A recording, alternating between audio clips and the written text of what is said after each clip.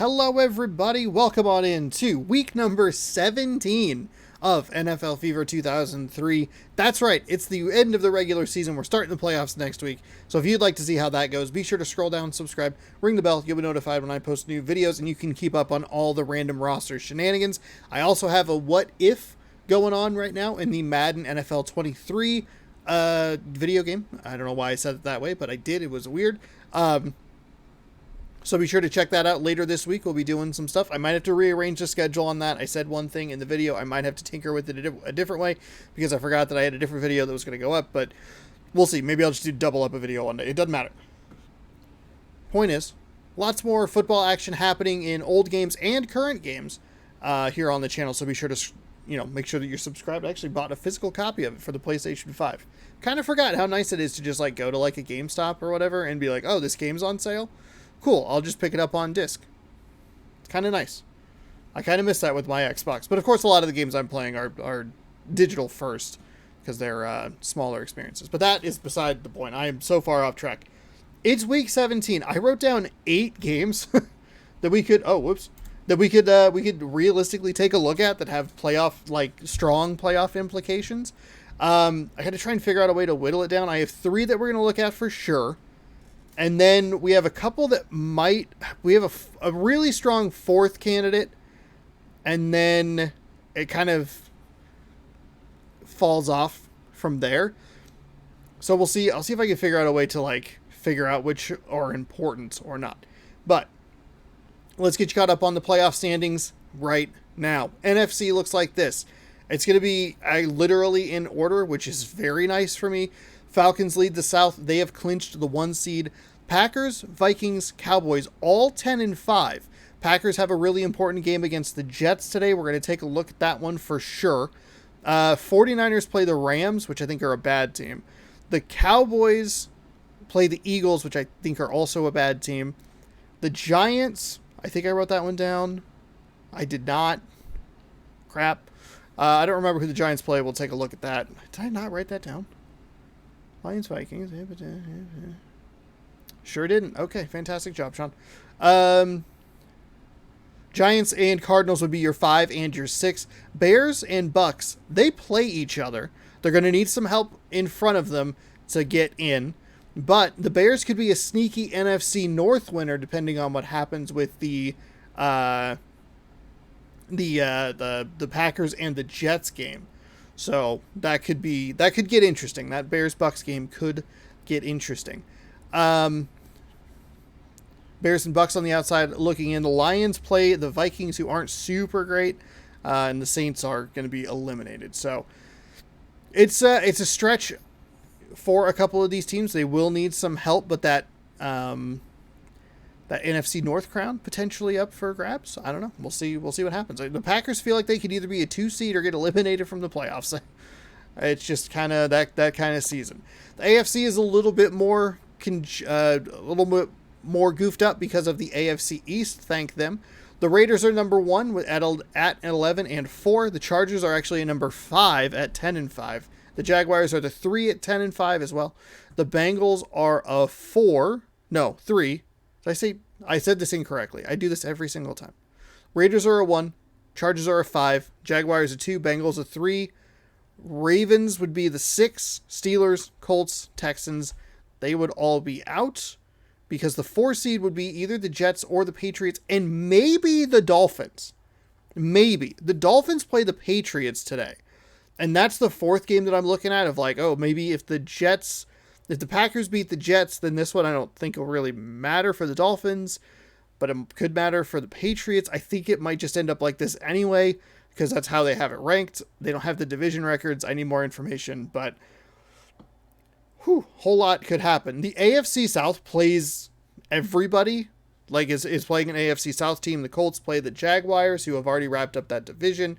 The Texans play the Titans, who are out of it. So I wrote those down, but I'm not really sure. The Bengals are a vulnerable team because the Ravens and the Steelers play each other. That's going to be the first game that we take a look at. Actually, I have Bears-Bucks written down first. Whatever. Ravens, Steelers, that's a really good one. That could be a battle for a 6 spot. Could be a battle for a 3 spot. Who knows? It is wild. wild what we got going on here. Chargers and Raiders I think are totally safe at this point. The Jaguars would be safe as well because they lead I think they've won the AFC South. So, a lot to get to today. I have Bears Bucks written as number 1. But I think I'm going to change that up. We're going to go ahead and do Ravens Steelers battle for the 6th spot. And depending on how things go, you could see a battle for the AFC North crown, depending on how the Bengals game goes against the Bills. The Bills are out of it, and they're the only team that I think are just totally out of it in the AFC East. So we'll see what happens. Next week we'll do a 4-game schedule because that's what happens when we do the playoffs. Regardless, 4 games. I switched it to 3 because it was just easier throughout the regular season. Easier to mix up the teams. 916. So, but when we get to the playoffs, it does go back to 4 games apiece. That'll be next week.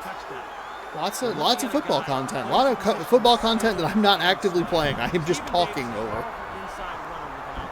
I think we'll have a 4th game today. If the Jets win, I don't know that we'll have to feature that. Thanks for that, Ryan. And now let's go to midfield for the coin toss. The visiting captain will make the call. Captain, what's your choice? I also had to look at the Vikings and Lions game, the Bengals-Bills game. He calls heads. Heads it is. There are a lot of teams that are playing other playoff teams or playoff potential teams. It's just unfortunate that there weren't more like playoff teams playing playoff teams, you know what I mean? Instead of the Colts playing the Jaguars, if the Colts were playing like the Texans, that'd be more interesting. Or the Lions. I guess the Lions game's fine, but Patriots Dolphins is a good one. I don't know. It's wild. It's wild. Very excited. As I talk right now, actually, Super Wildcard Weekend has begun.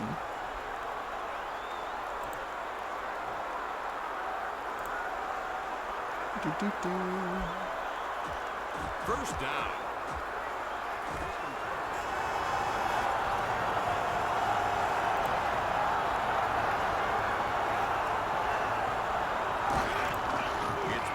Here's a pitch to the left side for the Ravens. That receiver on the outside, whoever was supposed to get that block, ran through 2 defenders. Just nothing doing that. That's not helpful at all. Steve, Air McNair, Joe Horn, Jackson. I recognize the face. I can't figure it out. Edner and James, though, in the backfield. Right now, the Seahawks and the Seahawks and the 49ers are playing. It's a close one at the end of 3, 23-17 your score. In a little bit, we have the Chargers and the Jaguars playing each other in Jacksonville. It's going to be off the hands and incomplete, or in the hands and out of the hands of the receiver there.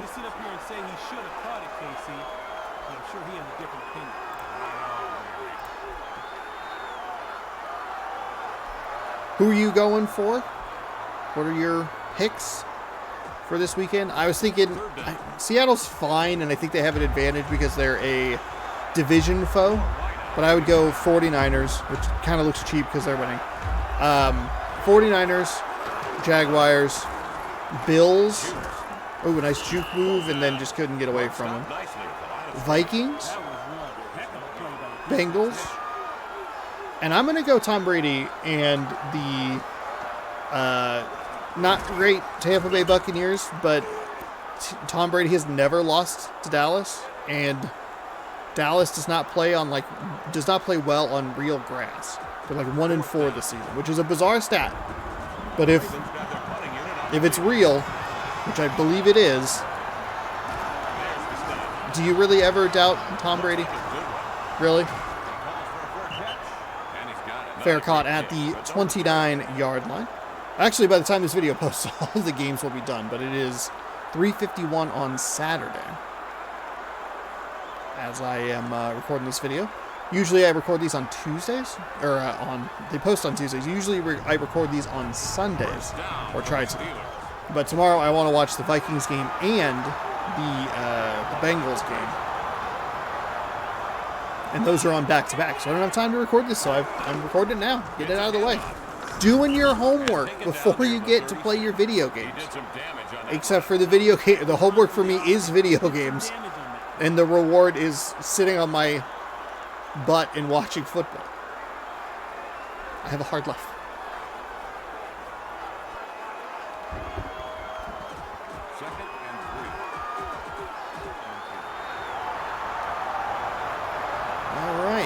Couple of quarterbacks known for mobility playing against each other here. I don't remember if we had the other Steelers-Ravens game. He's going to get clobbered in the backfield at the 32. As soon as the ball was snapped. That's a complete breakdown up front.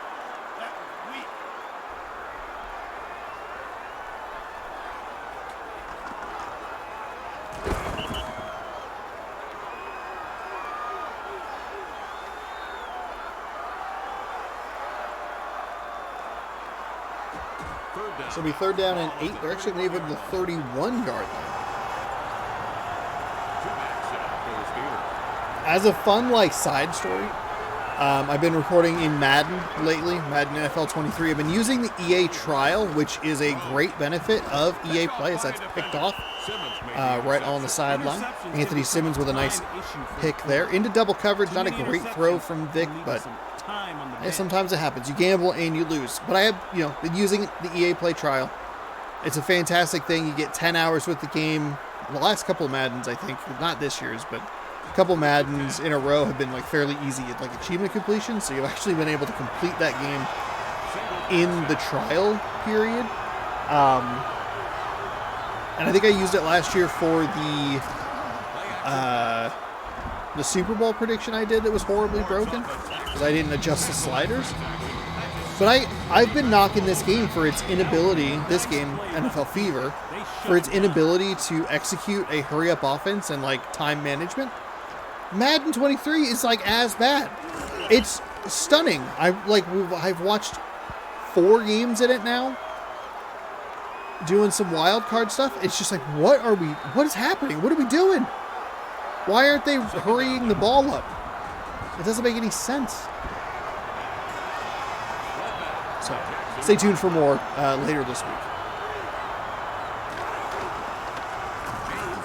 Oh, there's a nice run off the left side. A well-held block on the edge there by the receiver. And I like the move to actually cut up the field. Usually I say push it toward the sideline, try to get around it. But they had that pretty well sealed. Just didn't hold the block as long as he probably needed to spring him loose. But a first down's a first down. If you are curious, as we see, just a monster run on first down yet again. That is a terrific job by the offensive line and the blockers. Ravens maybe just, hey, let's run this clock out. Oh, got a little bit of weird camera there. There's a lot of that in Madden 23. Second down and 2 after the 8-yard gain.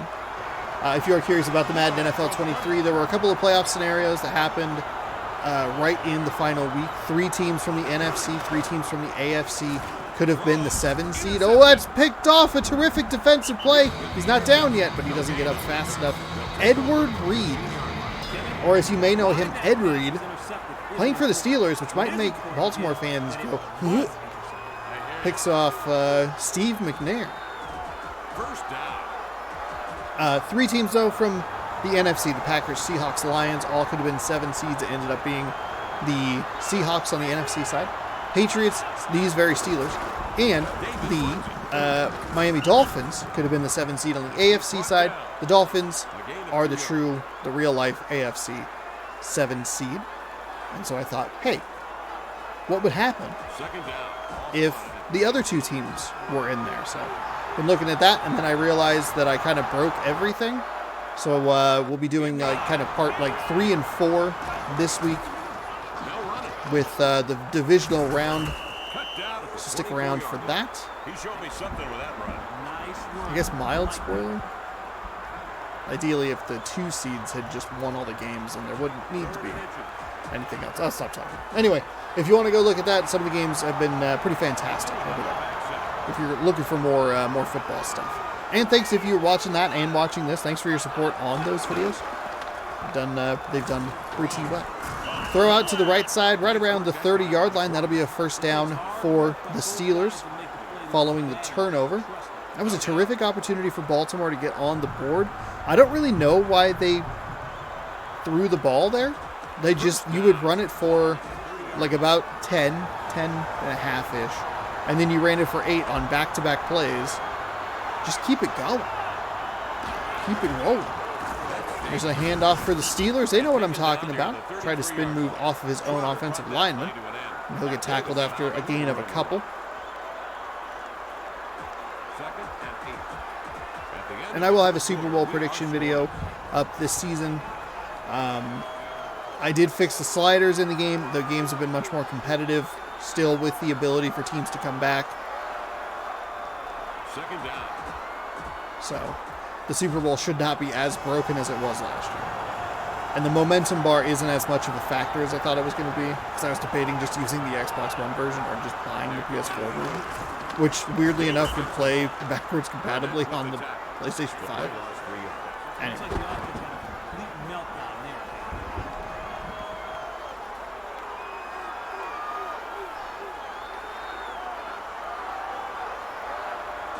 Third down. Ball up. Two running backs behind the quarterback. Minutes wide. Right. Third down and 11 for the Steelers. Vic fires, and it's going to be batted away. Looked like the pressure from the Ravens forced the early throw, and a good job by the Ravens back end to read that well and knock it down. The receiver wasn't even turned around or anything, just got it out of his hand to avoid the sack. It'll be fourth down and 11 from the 29-yard line. So neither turnover proves fruitful. And the Ravens will get the ball back right here at the end of quarter number 1. A rainy, kind of miserable first quarter. A nice stiff arm there to get up near midfield. 37-yard punt by Darren Bennett.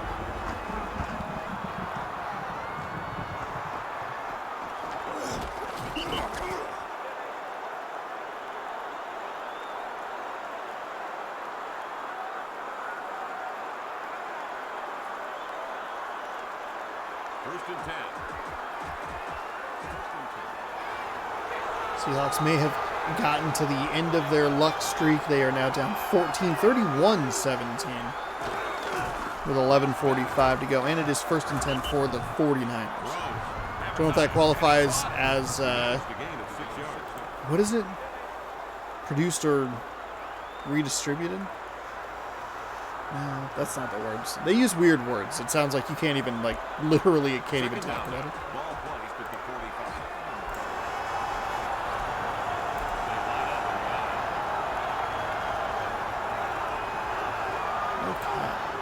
Starts a man in mind. But they still have 10 minutes. Pulled down at the 44. He was stopped and brought down at the line of scrimmage. The O-line didn't get it done. They got to get a better push up front than that. Third down. Third down and 4 from the 44.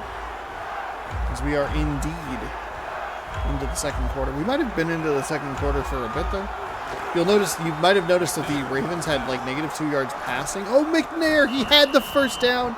He had exactly what he was looking for, but the routing is just not good with this AI. He ran into his offensive lineman and tried to bounce it back outside, but it just didn't work. Oh my goodness.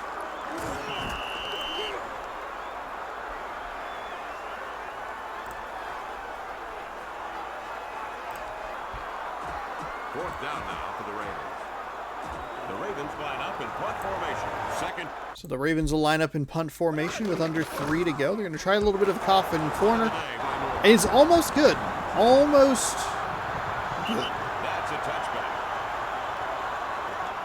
Dang. That's one of the... It's not a great punt because it went into the end zone and it's coming back out to the 20, but one of the better, like, angled attempt punts. First down. Like, the game's just not good at it, so you got to give it credit where it's due. First and 10 for the Steelers from the 20-yard line.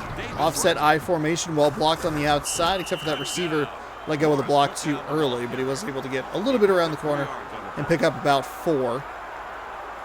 Second down and 6 coming up. Second down, ball marked at the 23. Could you imagine a tie? A tie might actually like eliminate both of these teams. Run to the fullback, pick up a couple, and it'll be third and manageable. Gained about 3 yards.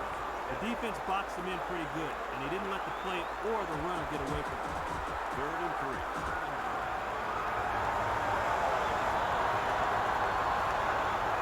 The game stops for the 2-minute warning here in Pittsburgh on a 3rd and 3.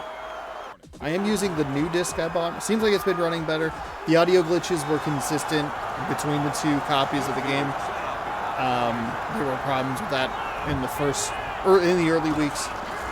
So, oh, a nice defensive play by Jeremiah Trotter, picking up his 5th tackle already in this one. That one will stop the Steelers behind the line of scrimmage and force a 4th down. No timeout from either team. If I were the Ravens, I would take a timeout and just kind of give myself as much time as possible. Don't let the Steelers run 40 seconds off this clock, which means you're going to get it at the 1-minute mark. They will indeed hold it. Of course, a minute with 3 timeouts is plenty of time anyway. But force them to make that snap with 1:40 instead of 1.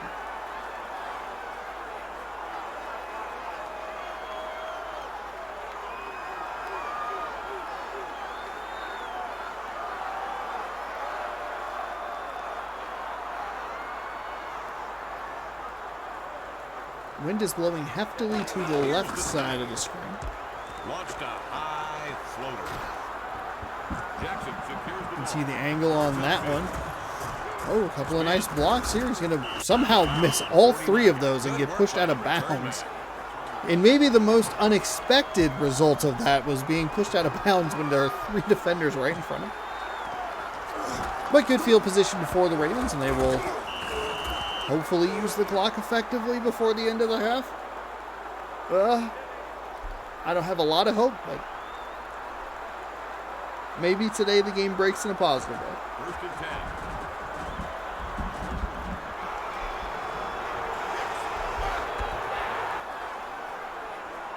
They're going with a single running back. We've got We're going to have an offside penalty here on the Steelers. So 1st down and 5. Ravens realistically need 20 yards here probably for a field goal attempt, a reasonable field goal attempt.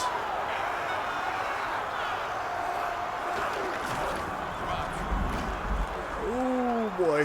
McNair kind of ran around way too soon back there. You know, that wasn't a bad run. He had such a clean pocket. He just immediately hit his 3-step drop and tried to run it. I don't know why this game initiates contact like that. Earlier, I commented about running toward the sideline. That's one where you go toward the sideline. And they're just letting this clock run. Everybody still has timeouts. That's off the hands and incomplete. It's going to buy the Steelers a little bit of time. Have I jinxed myself by saying, what if a tie? Oops.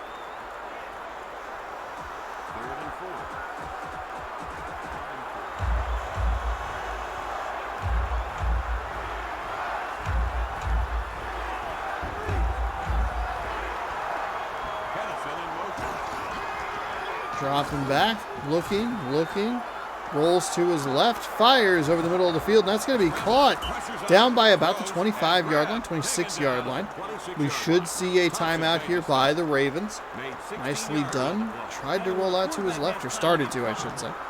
Threw it back over the middle. It looked like it was going to be too far for one receiver, or too short, excuse me, for one receiver. The other receiver was coming back. That was a big mess in that area of the field.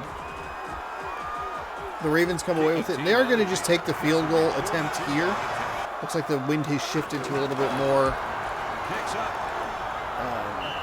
forward, like north and south, versus the crosswind. I don't know exactly what you call it. It definitely looked different than it did when the Steelers punted the ball right before that Ravens drive. That'll go for 3. And with 10 seconds remaining, the Steelers are going to get the ball back. They'll have maybe 2 plays? Maybe one good play from like a 1st and 10 from the 20. I don't know.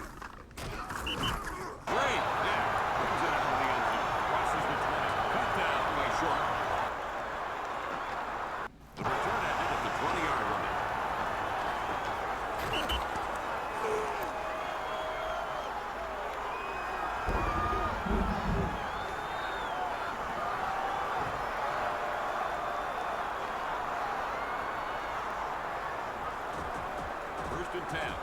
7 seconds.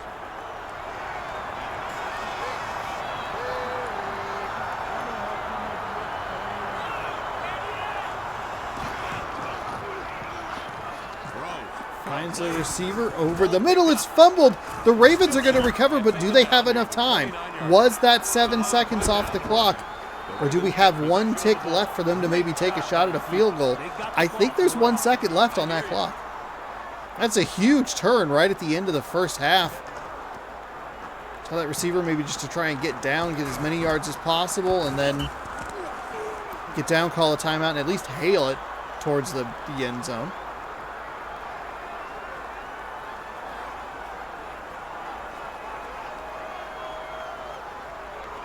They are pretty gross conditions, and I know that this stadium is not well liked when it gets really, really gross, so I'm sure that's not in this game, but we'll see. The kick is up, and the kick is well good. It makes you wonder why they aren't taking more field goals. And not even from the thing that I've said every week of the field position angle. These kickers clearly can make them. That was from, what, inside right at the 30? We've seen so many punts from like the 32-yard line. That would have been good from like 45. What do we do? The Ravens score twice in the final 20 seconds of the half. Not a whole lot of offense in this one. But a 1-score game as the Pittsburgh Steelers will get the opportunity to strike back with the first possession of half number 2.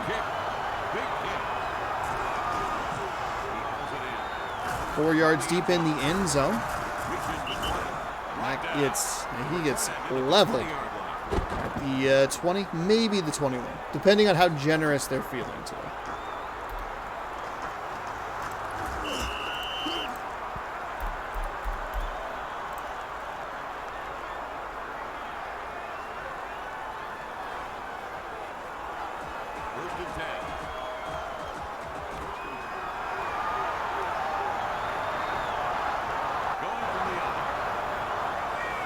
So apparently, I'm reading here, the NFL fined Lions running back Jamal Williams $18,566 again for excessive sexiness, unsportsmanlike conduct, as a result of his hip-swiveling TD dances in last Sunday night's win over the Packers. No flags were thrown on those. What are we doing? What are we doing? NFL, what are you doing? You can't even figure out overtime rules, and you're penalizing this guy for basically, what is it? Purdy McCurdy? Who is it? Hingle McCringleberry. Like the Hingle McCringleberry? Like this is, are you kidding? That's a joke. Good tweet, though, by Tom Pelissero? Tom Pelissero? For excessive sexiness, unsportsmanlike conduct. I mean, he's been, Jamal Williams, who played for Green Bay, been a bit of a viral hit with his post-game interview. Well, the introduction that I did not hear because an Amber Alert was going off, so like that got cut out. Or it didn't get cut out, but it was like talked over. For the right reasons. I just want to put that out there. For the right reasons. So I didn't see his like Naruto thing or whatever. I don't know the reference, but people were loving that. And then you had the kind of weird interview at the end of the game But then he has like the Pokemon thing, and I don't know. He's been a viral sensation. So good for him. Sucks you lose $20,000 for nothing. Excessive sexiness is probably what it is. Roger Goodell out there going like, "Oh, can't turn too many people on over here." That's not Roger Goodell's voice at all. I don't know what he sounds like. It's hard to hear him over all the booze. Davis with the ball. Trotter gets it. During the same Week 18 game, rookie linebacker Quay Walker was issued an unsportsmanlike conduct penalty and ejected after he shoves a Lions athletic trainer on the field. Absurd. Walker received a $13,261 fine, which is, what is it, $5,000 less? $4,500 less? Notably less than Williams. The NFL has showed some interesting priorities with these two Week 18 fines. Man, what a damning final. What is it? 3 sentences? 4 sentences? Goodness gracious! What are you doing? What are you doing, man? Not you, Jamal Williams. You're fine. Everything you're doing, great. Love it. Big fan. I liked you more in green and gold, but I'm glad that you're playing well for the Lions, having a good time. That is absurd. A $4,500 difference in fines? Oh, you better not thrust your hips. You better not thrust your hips. Shove an athletic trainer after the week that everyone had with Walker. And that's fine. We're okay with that. I mean, he did get ejected. I don't think it affected the game necessarily. All right. Let's focus back in on this one here.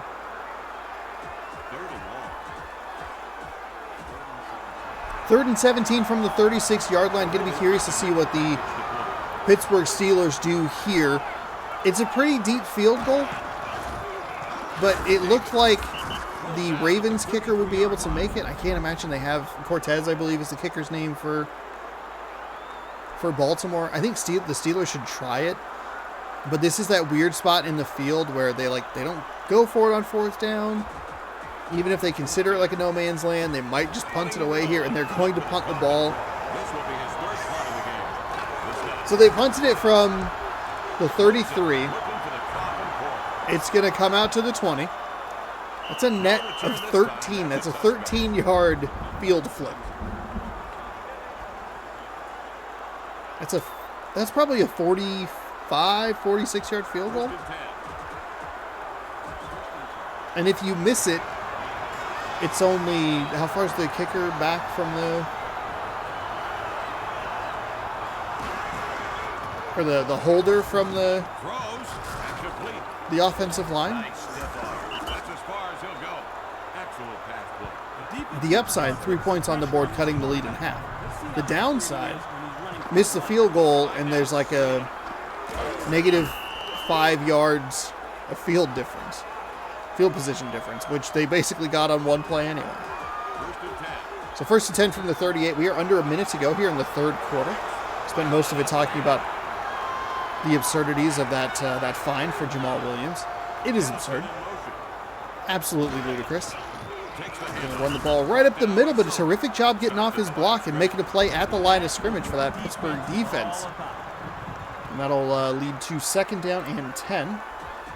38-17, your score here. 49ers have scored 15 points in this 4th quarter already. Oh my gosh, 74-yard touchdown for Deebo Samuel. Oh, it's intercepted by the Steelers. Wow. 5-head play right there. 2 tackles and interception for 5-yard return from Mike Jones. That's what they were doing.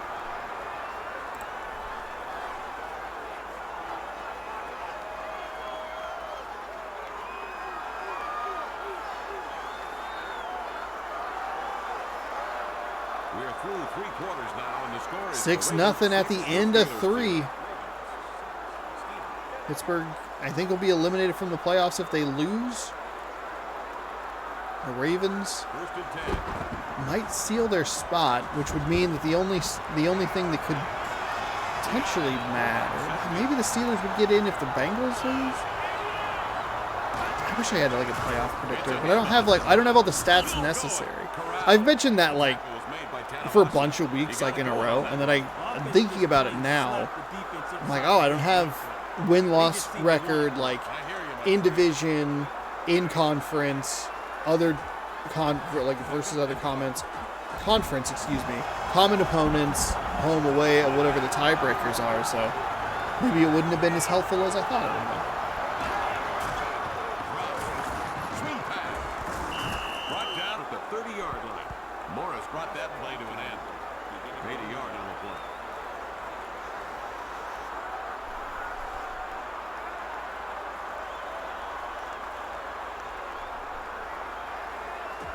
Third and 3.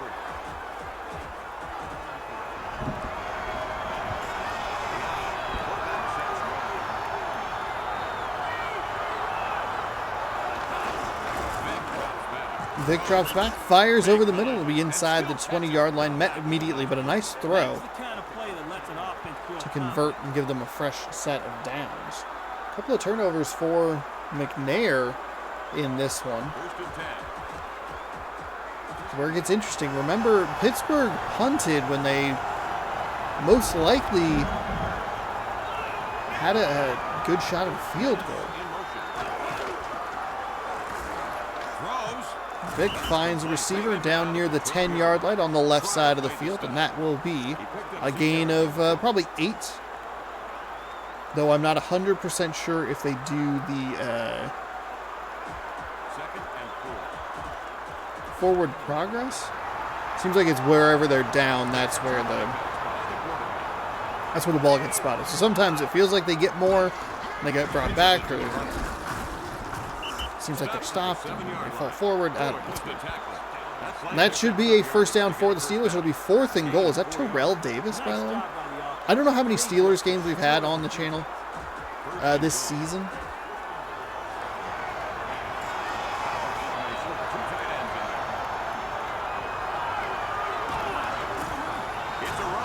Oh, a run off the right side. The Ravens in pursuit, and thanks to all the fancy footwork, he'll get tackled at the 5 instead of battling for a shot at the end zone. So the Ravens stay alive on defense for another play. 2nd down and goal.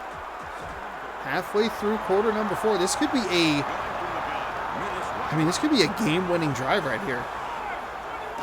Could get them into the playoffs. Vic losing, running out of time. That player was like blended into the end zone. I thought that was going to be a terrible throw, but instead, Marvin Minnis with his 2nd reception of the game, with the defenders closing in on Vic, takes the hit and throws it for a touchdown.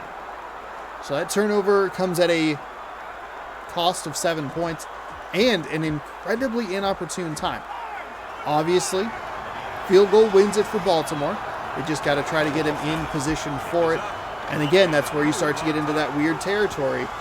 Instead of punting it, what if they go for it on a 4th and 6 from like the 35-yard line? That doesn't make any sense. We're waiting for the kickoff. I mean, I guess it's like a 51-yard field goal from there. 50-yard field goal. He kicks it. You should probably have an NFL kicker that can make a 50-yard field goal. He's on his way. Across the 20. And taken down near the 30. All right, so up near the 30, they need 45 yards, I would say. That'd be about a 42-yard field goal. 40-yard field goal at that 25-yard line. See what the Ravens have up their sleeves. Full allotment of timeouts and a two-point conversion. A 2-minute warning.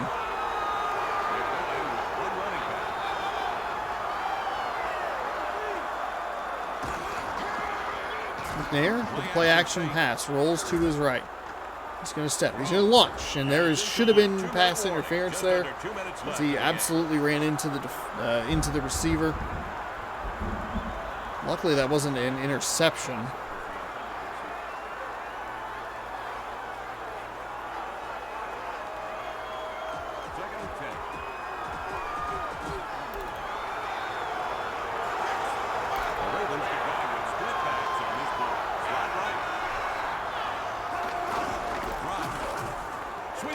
Ravens swing pass out to the left side, and that is no gain. So an incomplete pass and no gain there. And we're looking at a 3rd and long here for this Ravens team that's led like the entire game.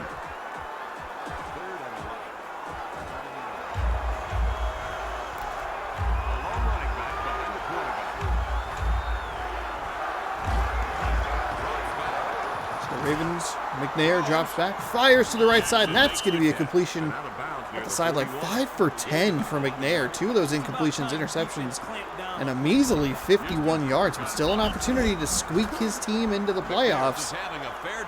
A good drive here. I don't know that that's fair day passing. 50% isn't terrible, but 51 yards, pretty bad. Minute and 27 seconds to go from the 41-yard line.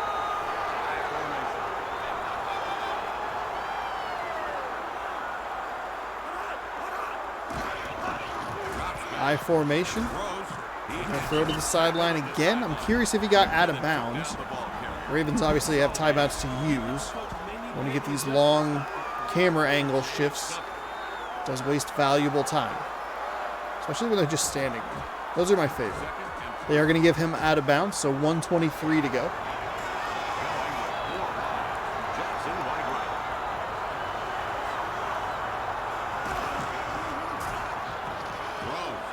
Throw to the left side. Nice move. They're in Steelers territory at the 45-yard line. 20 yards more? Or 20 more yards? 20 yards more? First and 10.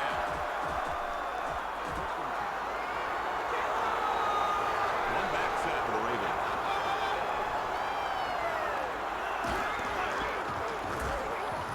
McNair throws. He's liking that right side kind of out there. That's inside the 40. 6 yards on the play.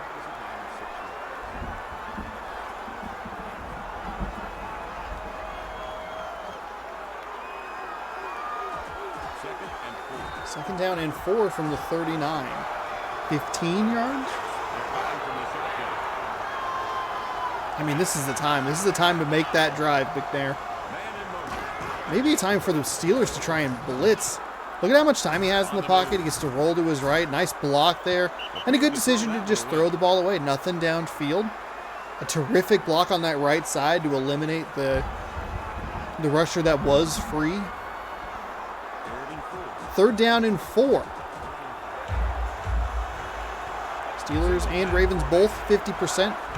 2 of 4 are the Ravens on 3rd down.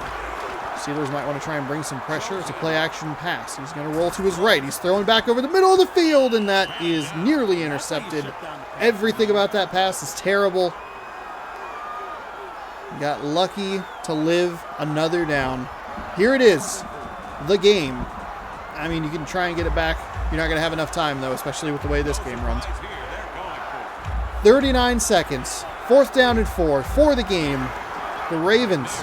And McNair drops back, throws over the middle, finds a receiver inside the 30. That is a catch for a 1st down. Timeout. Timeout for the Ravens. They have 2 timeouts left. 1st and 10. From the 28-yard line. I mean, this is field goal range. He almost didn't need to take the timeout there. There's another throw over the middle inside the 25 down to about the 23-yard line, maybe the 22.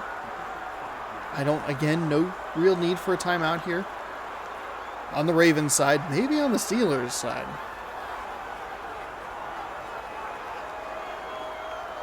This turned into a great game. This is exciting. I'm genuinely excited about this. All right, here it is. For the game, the wind is blowing right to left on your screen. The kick is up. The kick is going to be good. 9-7. The Ravens survive on 3 field goals. One of those coming at the very end of the first half thanks to a fumble on the Steelers. Unbelievable. That is a fantastic game. 9-7. A double great game because I cannot stand Pittsburgh. Commentators are supposed to be in the middle, no fandom, no nothing. You just commentate what you see. I saw a sloppy AFC North football game with a team. I mean, Great job by the Steelers to take advantage of that turnover. Sorry, I'm covering up the highlight reel. Take advantage of the turnover, get that touchdown in the final moments of the game, or the final minutes of the game. I don't know why I said moments. There's the touchdown right there. But Steve McNair, who had 51 yards passing, I think that was after a completed pass, led his team down, found the right throws, got lucky with a missed interception. Wow. 9-7. I think that's going to vault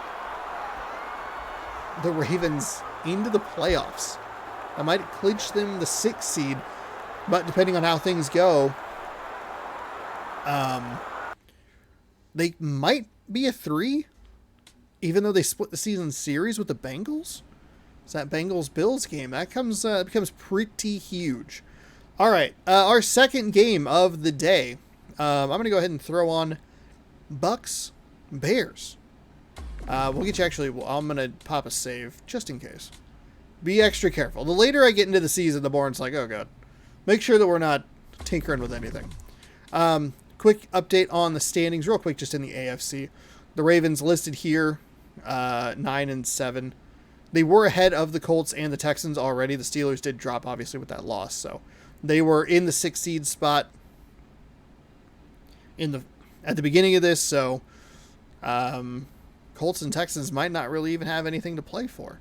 And that's what's kind of interesting about some of these games as we kind of wind down. It's like, oh, maybe the Colts and Texans weren't really in it in the first place, and I didn't realize. Anyway, that's what we're looking at. On the NFC side of things, you have the 6 teams right here just in that order. Bears and Bucks, they play each other. The Bears win, they will make their record 10-6, which makes the NFC North interesting. You could be looking at 2 teams fighting for division titles. The Jets looking for the AFC East, the Packers looking for the NFC North. That game coming up a little bit later. But they need the Cardinals and the Giants to fall, and I think both of them are playing teams that aren't really doing all that well. So we'll see. I mean, you get upsets every once in a while. Maybe today is the day. So Buccaneers, Bears, that is what we are taking a look at today. Bucks, Bears, Battlestar Galactica. And after a thrilling first game, with a large commentary on terrible fines by the NFL, in that weird stadium that they were in while the one got remodeled, Soldier Field got remodeled. Now it looks like they're going to be abandoning that field for a big fancy stadium to the south of Chicago, if I remember correctly. So we'll see what comes of it. All right, LaDainian Tomlinson. He's a good running back to have. Packers fans watching with vested interest. Maybe rooting for a Bucks win here. Bucks win, that'll eliminate the Bears from NFC North contention, makes their game against the Jets a little less stressful. The visiting team won the toss and elects to receive. This is what you hope for as the host of a weekly football game show. There was an article I saw the other day about how Michael was not just had like a brutal time with the Thursday night games. Oh man. Yeah, a lot of those Thursday night games were pretty putrid. Maybe the NFL should stop doing Thursday night games. And I mean, it's not, because it's never, they don't put like the marquee teams on Thursday night early in the season. So it's just a bunch of garbage. And then people hear it's garbage and they don't want to watch it. And even if there are marquee teams, you go like, I mean, but all the other games have been bad. Like, just because they're good teams, this could be a bad game. And I don't think you ever have interest. I think the other really large problem with it is it's exclusively on Prime. But even though I'm watching on Twitch, I can't watch Twitch on console and watch the game. It's the most annoying thing. Like, I'm using your platform that you own. I'm invested in that platform because I like to stream and I watch a lot of streamers. Let me watch a freaking football game. Are you kidding me? But they didn't even do what the NFL would do, which was some of the early games, kind of maybe not as great matchups. Those were exclusive to NFL Network, like whatever. But at least later in the season, like week 6 or 4 or 6 or whatever it was, they'd start simulcasting them at least on CBS. So at least you get people going like, well, it's on CBS, because I think people look at it and go like, oh, garbage games on a platform that's $15 a month? Like, no. No. And I know. You can watch the games on Twitch, on mobile, and on desktop. But I don't have desktop. I'm going to sit and watch. I want to sit on my couch. And you can't even like it can detect, because I tried to run it through like HDMI into a monitor, and it's like, no, you can't do that. Don't even try. Deep pass to the right side is defended very well by that Bears defender. I could not figure out what that word was. So 4th down and 7, and we will see the Bucks punt after their first possession goes 3 and out. 58 seconds off the clock on that one.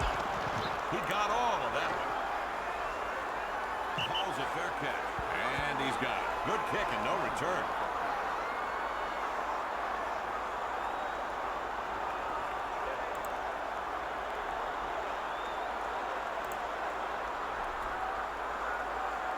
Starting offense there for the Bears. The Bears. Lions might be the most surprising team that's probably not going to make the playoffs in this game. I know it's they didn't make the playoffs in the other game, but or in real life.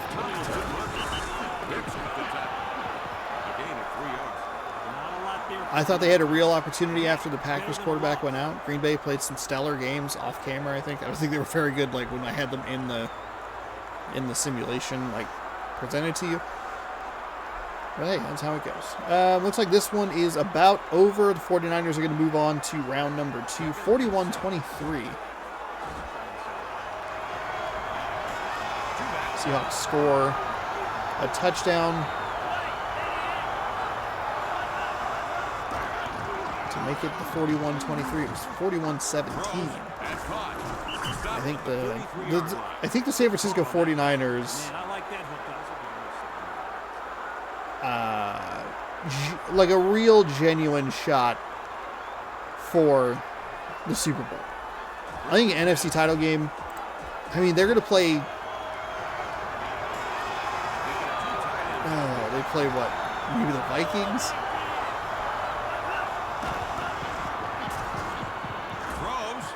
There's a throw to the left side. That'll be met at the line line to gain, but breaks that tackle, gets 2 more, and that'll be a 1st and 10 for the Bears. San Francisco is going to get a home game against either the Vikings or like the Vikings, Cowboys. I guess it'd be kind of anybody, huh? The highest remaining seed. Well, no, it'd be the Vikings or Vikings, Cowboys, or Buccaneers.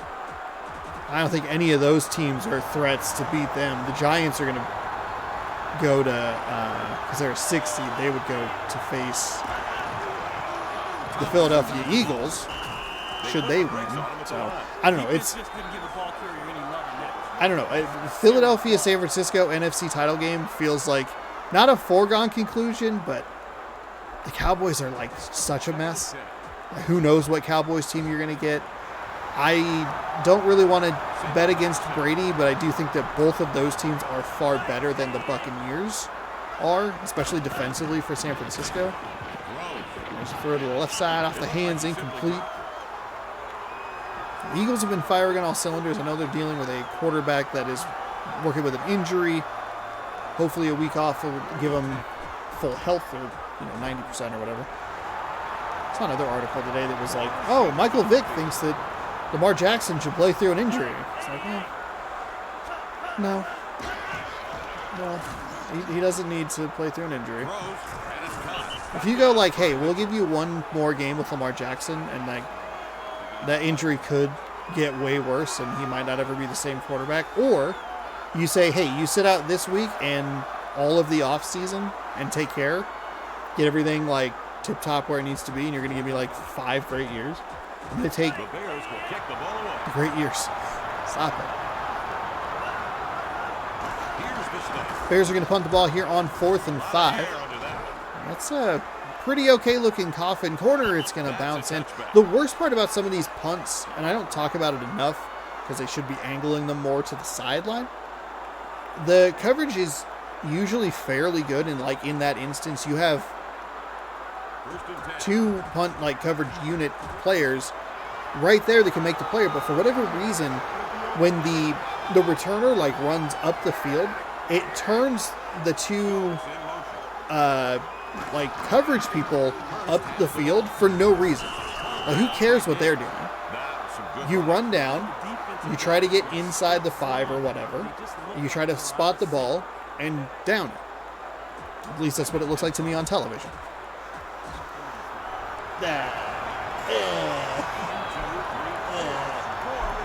Second down and 5. Couple of teams looking to get a win and need some help to get in. The Bears could sneak in as an NFC North champion, so they could be like a 3 seed or out of the playoffs. I don't think I had the second Bears-Packers game on.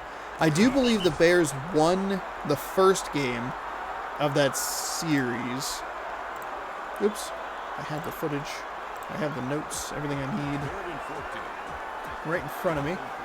Green Bay at Chicago was week 5. So we can just do that.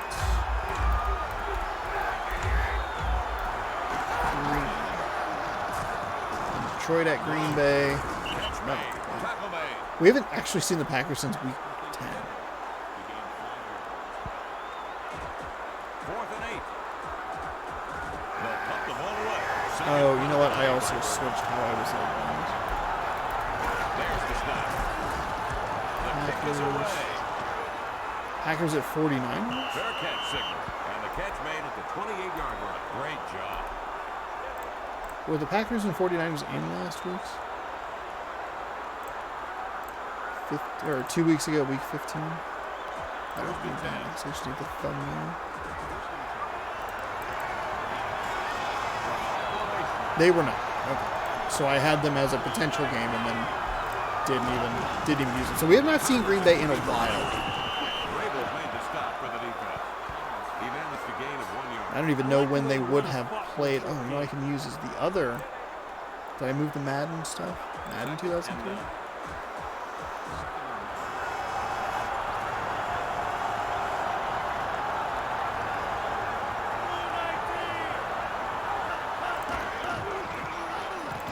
Play action. Throws. Throws to the left or right side, excuse me. And that's going to be caught at the end of the first quarter. A goose egg game so far. They are scoreless.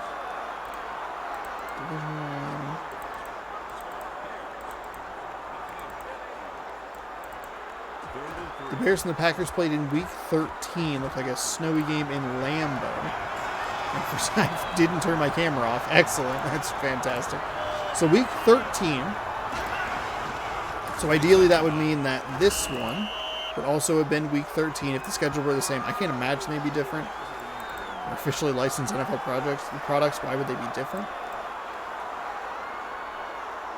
If I could find the score here. Oh, that's too far. Texans got a lot of airtime. 4th and inches. Okay, so I think the Packers went 0-2 against the Bears. So head-to-head, Here's the snap. Chicago might sneak in as a 3 seed. It's caught. It's just got very interesting. So it was the Packers lost 28-13 in week 13, and then we had them in week number 5. I believe that would have been probably the nightcap game, but I think they lost that as well. I don't think it was really all that close.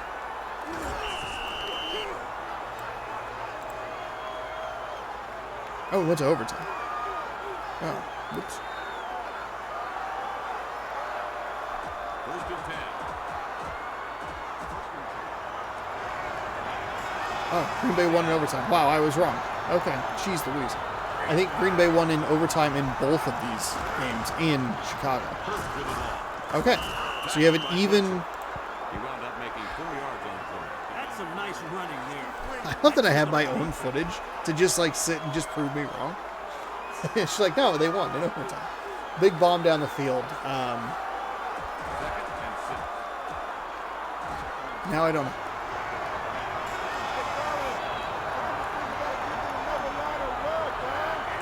All right, second down and 6. 3:50 to go here in the second quarter. We have a run play off the right side. First guy missed it, but the second guy got him. London Fletcher injured on the play. It could be a big loss for the Bears as they try to make a playoff appearance.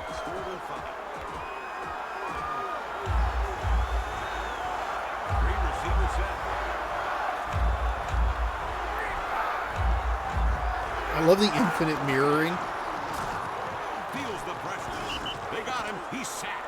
I don't know how he felt the pressure. There was no one there. He was so in the clear. It's unbelievable. Look, he's such an empty pocket. Jeff Garcia, I don't know if he's like a known like mobile quarterback.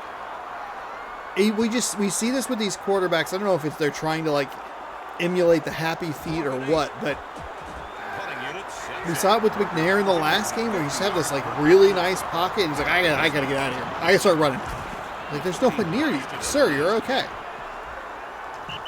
Punt will be fair, caught at the 22-yard line, and with 3:20 left in the second quarter, the Bears will take over. First down and 10. The Buccaneers get going with 4 down linemen.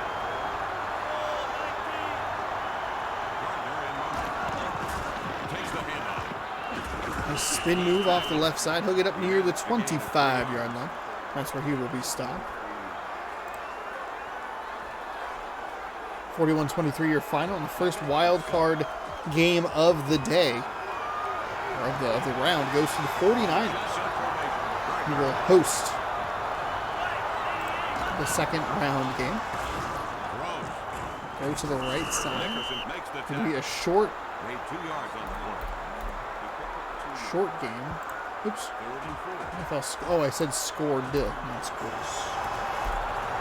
I'm trying to see if they have. It's wild card. Nothing on the next one. Next game starting here in about 30 minutes. Nice find deep down the field on that right side. And he'll be tackled at the 40-yard line. First down and 10, 2.5 to go. It's always easier said than done.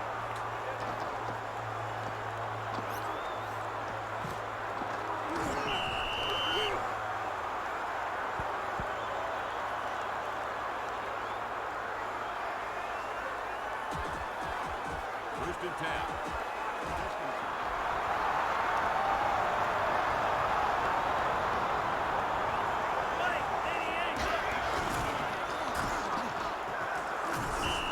Tomlinson runs it. The officials bring the chains out for a measurement. Did he make it? No. Brock Purdy, absolute magic. They've used, I mean, how is the 49ers, I think it's Shanahan, Kyle Shanahan, how is he not the coach of the year? I know that it's probably going to go to the Eagles coach, whoever that is, but like, are you kidding me? You lose your starting quarterback for the year in like week 2. You lose your backup quarterback who's led you to success, though albeit limited by his abilities. You lose him for the year. You have a third string quarterback who's the final pick in the draft.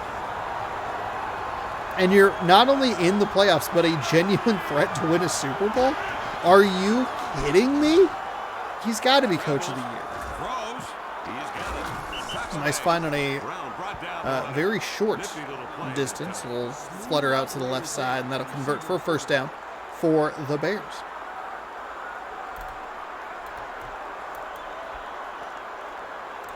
First and 10.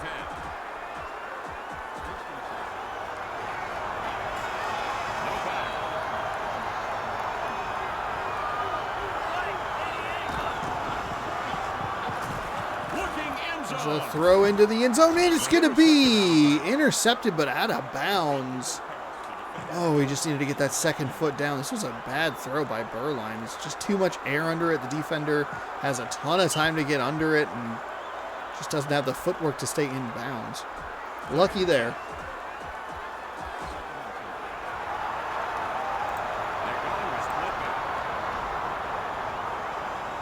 So it'll be 2nd down and 10 for the Bears.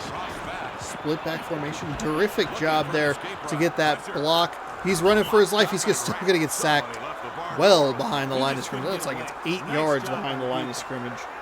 That is not good.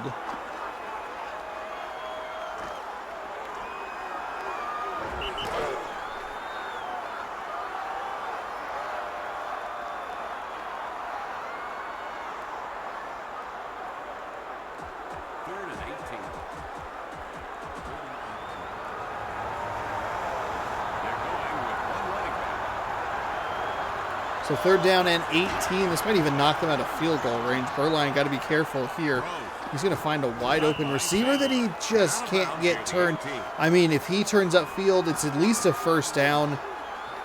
Wow. I don't think he really even led him too far to the outside. That's a great throw. His receiver's going to get it or nobody's going to get it. With a little tiptoe shot on the sideline. 34-yard attempt is up, and it is good. Well good. I mean, that's got to be good from like 50. Let him kick field goals from 50. Maybe they'll patch the game. The drive covered 60 yards and took 10 plays.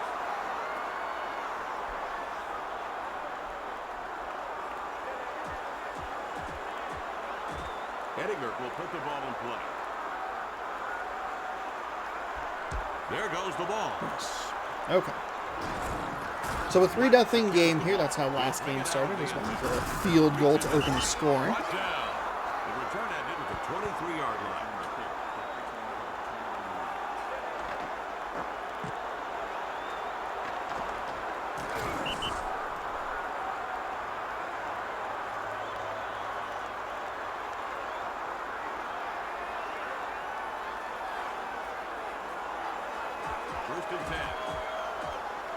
First and 10 from the 23-yard line for the Tampa Bay Buccaneers. 41 seconds to go in this 2nd quarter.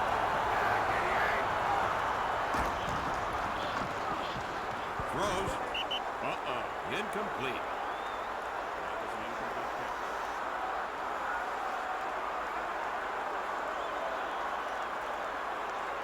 Second and 10.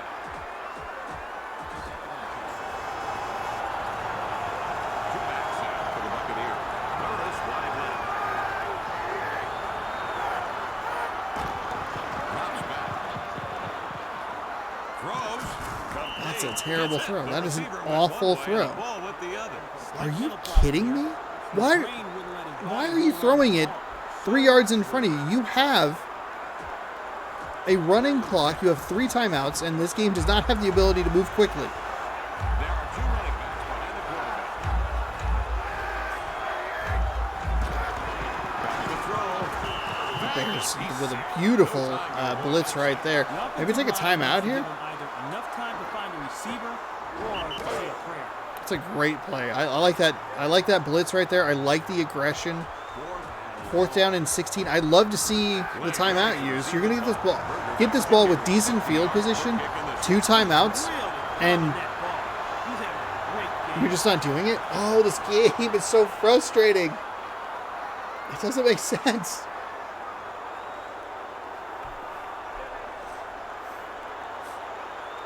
Ball snap. Ball is not snapped. We're going to halftime with a 3-0 game. Bears lead. That was a weird zoom. I kind of ran out. Like sometimes you see like a shot that they cut like just a little bit too short, so they have to extend like a little bit on the back end to cut the frames down a little just to fill the gap. The musical cue doesn't end for another 0.2 of a second. I don't know if it would be that noticeable. If it was like a second, I think you'd be like, oh, that's like,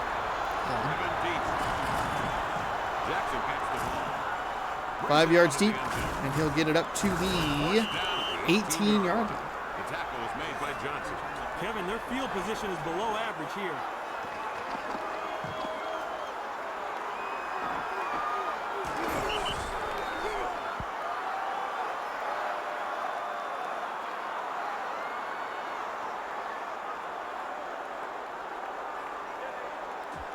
First and 10.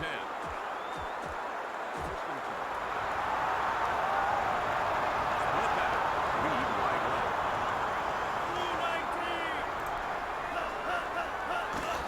First down and 10 for the Bears to open this second half into double coverage. That's going to be caught, and he is off to the races. It's going to be a one-play scoring drive unless the Buccaneers defender can get there. He can inside the 20, down to the 15-yard line. That was a dangerous throw into double coverage, and I thought it was going to be picked. You can see the missed shot at the interception, and then the defender that just loses speed as he hurdles down the field. First and 10.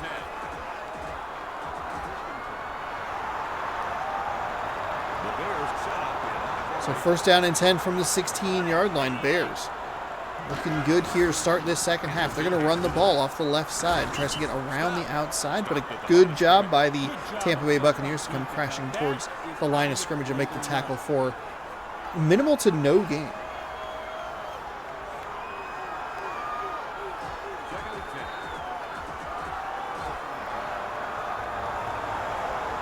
Split back. And the quarterback. Gardner wide right.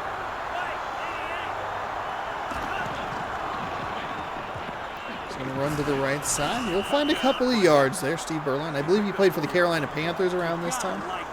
Gained 4 on that. So third down and 6 coming up. The Buccaneers can do a good job by salvaging a field goal attempt out of that.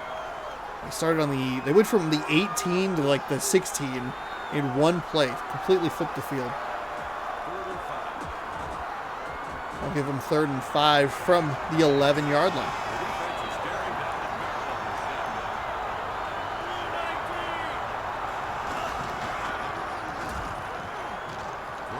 It's going to be a Berline throw and catch. He'll reach over the goal line for the touchdown. I don't think it intentionally did that. I think the animation when you get hit from behind just kind of naturally spreads out the arms for whatever reason. As he got hit, he just kind of accidentally stretched the ball over. So the Bears score a touchdown on their opening drive. The huge play. That first play. That big green stripe. 2 runs and a pass. 4-play drive, 1:20 off the clock, and they have extended this to a 2-score lead. With the loss, the Buccaneers are absolutely out of the playoffs. NFC South has been wrapped up for a while by the Atlanta Falcons, of all teams, with rookie quarterback Joey Harrington at the helm. All teed up for the kickoff.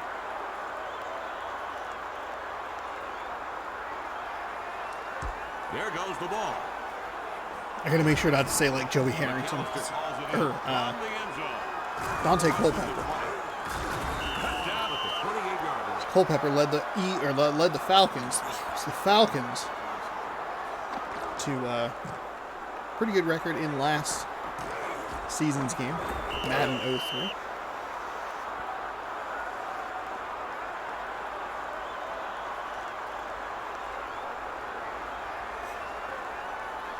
First and 10.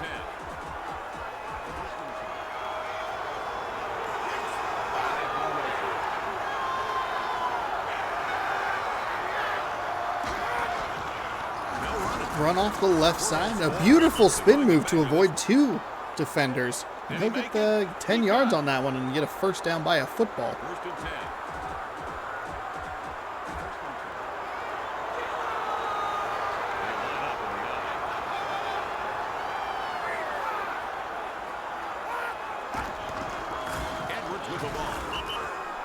Fullback run off the left side, up near the 40-yard line.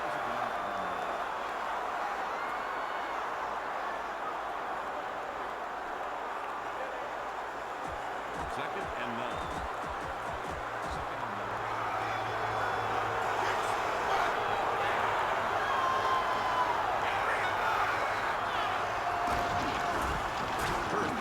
Off the right side this time for the Buccaneers. That'll gain about 4. Only took down the ball carrier. Gained about 3 yards. I would say 3. Sorry, being corrected, 3 yards here. It'll be 3rd down and 5 from the 43-yard line. Going from the Offset I formation.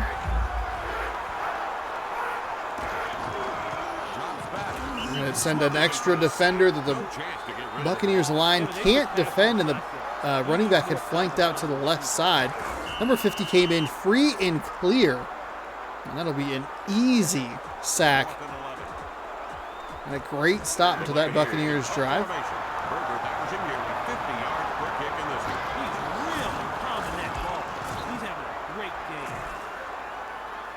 He will field it. Fair caught at the 11-yard line.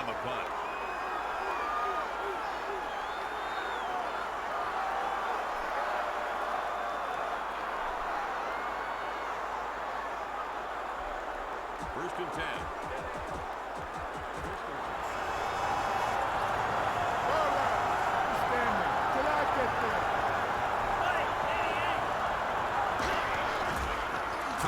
Hands the ball off to the right side. He'll make a man miss, and that is a terrific start again for the Bears. I mean, it's not as explosive as the first play of their last drive, but it looked like it might have been for a second. They get through this first gap, but the first guy missed, and kind of an unnecessary juke move to the right side.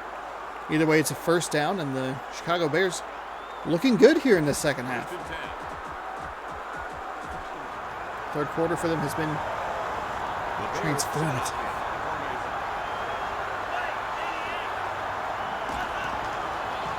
Pitch to the left side, and they'll tackle him after, inside of the 20-yard line. It's going to be a big loss on that. Good job by Tampa Bay to commit to stopping the run and forcing a loss of 5.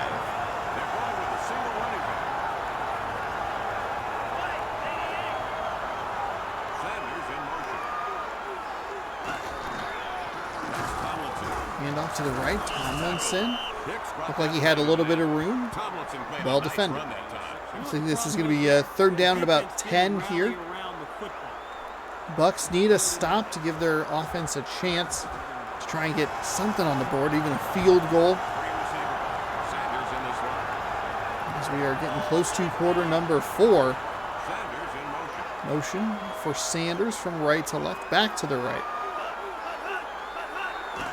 Put the two defenders right on top of each other. Try and find a man over the middle. They do, but he's going to be short of the line to gain.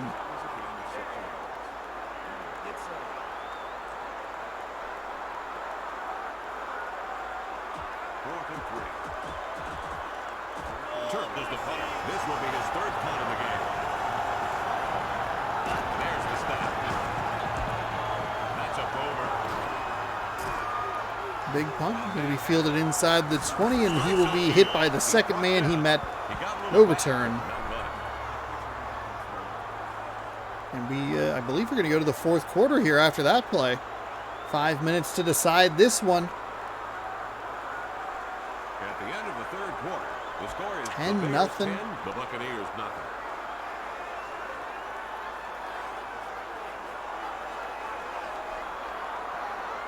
Negative 16 passing yards. That is not a joke. That is negative 16 passing yards for the Tampa Bay Buccaneers. Are you kidding me? All right, we'll go ahead and write Chicago in the W column in this one. I think negative 16 is a lot harder to overcome than just like 51 yards. McNair didn't have a great game, but they had a couple of turnovers and had some short fields. You could find ways to massage that number to not look quite as ugly as it was. It was raining, gross.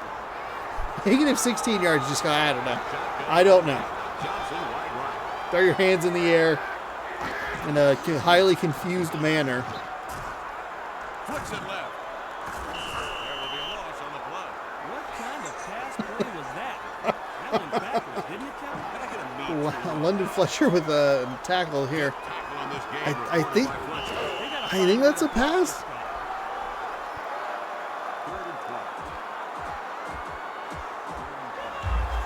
Third and 20. Oh my goodness. From an offset eye, over the middle. That was such a short pass with such a long way to go. It's a little surprising that this Buccaneers team is even, I mean, a long shot granted, but even has an opportunity to make the playoffs. They look like trash. Absolute trash. Here's the snap. Looks like a good one. Lamb secures the ball. From the 40, he'll run up the right side to the 50, make a man miss, and he'll get tackled by number 75 inside the 50 down to the 46-yard line. Maybe the 47. Either way, terrific starting field position for the Chicago Bears. You look to extend this lead a little bit.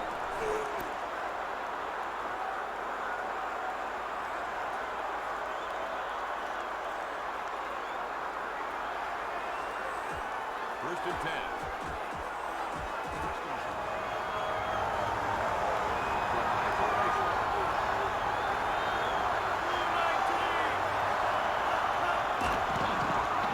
Tomlinson with the ball. Tomlinson to the left side, falls forward after a gain of 5. Brown took down the ball carrier. It took the defense a Mike while Brown, to get 5 to it. tackles on the day. Run there. Fifth tackle in this game recorded by Brown. This game kind of reminds, like, Block this guy. we've seen the Buccaneers a couple of times here in the back half of the season, and it's like, oh man, they used to have like a reasonably sized flag. I said that correctly. On the side of their helmet. Now it's just gargantuan. Second down and 5. Tomlinson is off to the races, and he might not get a competition. Just kidding. That's the second time I've thought that the Bears player is off to the races. There is a very fast defender on this Buccaneers defense. Huge run off the right side down to the 5-yard line. Chicago looking to put this one out of reach. Though 10 points with about 5 minutes is kind of out of reach, especially when your passing game has amassed 16 yards, negative 16 yards. We hit such a good game. The first game was like really good. And I put this one on here. So I'm like, oh man, 2 teams fighting for a playoff spot. Oh, now it's kind of like, ooh, should have cut this one. Should have cut this one. Of course, if I just simulated it, it'd be like, oh, that was a wild one point game. Oh, what happened? Making 3 yards on the play.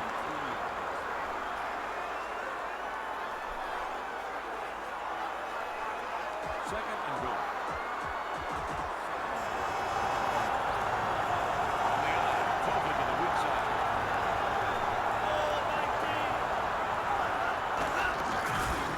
Tomlinson with the ball. A nice play by the Bucs defense to keep Tomlinson out of the end zone Guys on defense. on second down. So it'll be third down and goal from the 4. Third and goal.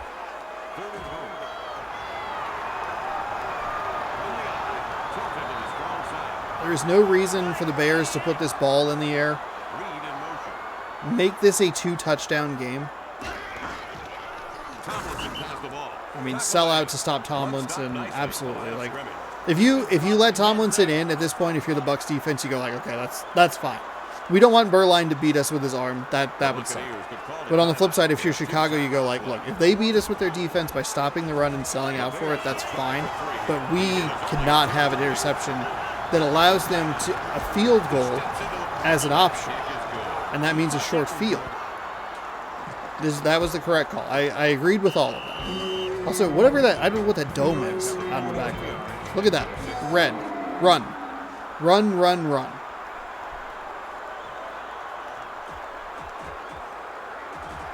Eddinger is ready to kick off.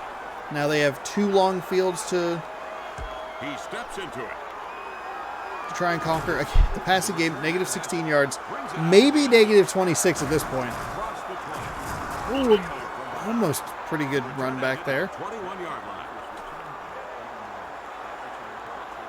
It got close to being really exciting.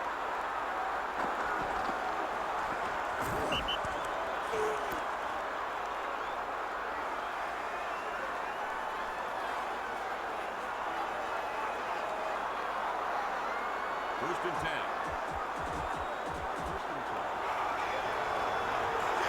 Wide receiver.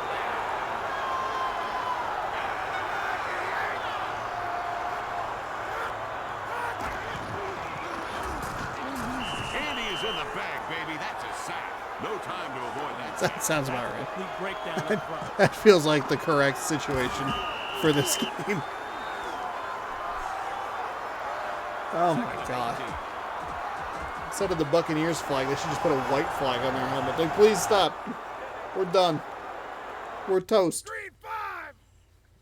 3-5. Second down and 18. They're going to go back to the air. The air game that's been superb all game long. Look at that, positive yards. Congratulations. You almost, I think, got all those sack yards back. Maybe not even.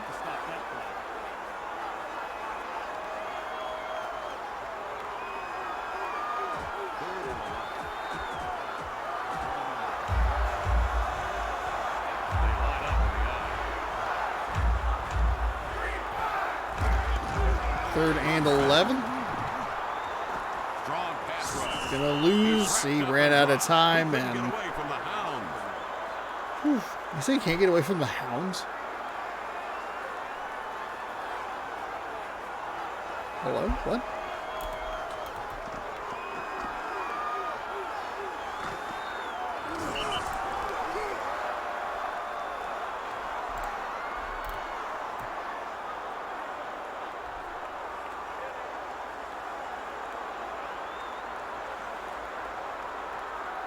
All right, this was not a good game. 1:03 to go, 4th and 19. The Buccaneers are going to try and convert this. If I'm the Bears, I send pressure. Just blitz everybody. That pass is not even close, and hey, they got some yak, but not enough yak, and that will be a turnover on downs. That'll do it. I mean, this game's been over for a while. I can't wait to see the stats for the Buccaneers pass game. Very excited about that. If you take that, like, I don't know, we'll give them like a generous 15 on the final play. I can't believe negative 16 yards. They honestly still might be in the negatives. Tomlinson right up the middle. They're still running the ball. Oh my God, no. Don't do this. Stop taking timeouts. What are we doing? I'm gonna push A through this and this game's over. That way we can at least get through the... They took a timeout. They took a timeout. They think they're in this game. They're down by 2 scores. Stop it. Okay, that should do it.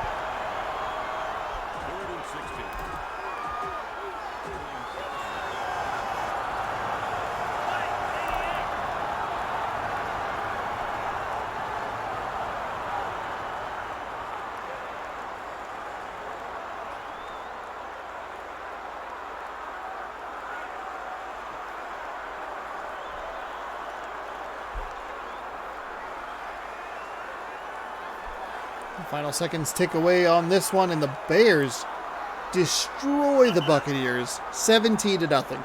Or 13-0, excuse me. I forgot they didn't get the touchdown. I mean, in 13, that 13-point deficit doesn't look like a lot because it's technically just 2 touchdowns. The score might as well have been like 71-3, which is actually giving the Buccaneers 800 too many points. That was awful. An absolutely abysmal game by the Bucs. Take a look at the passing yards. The Buccaneers are going to be on the right side of your screen. It should probably be a negative. We just keep watching Kerry Collins get sacked.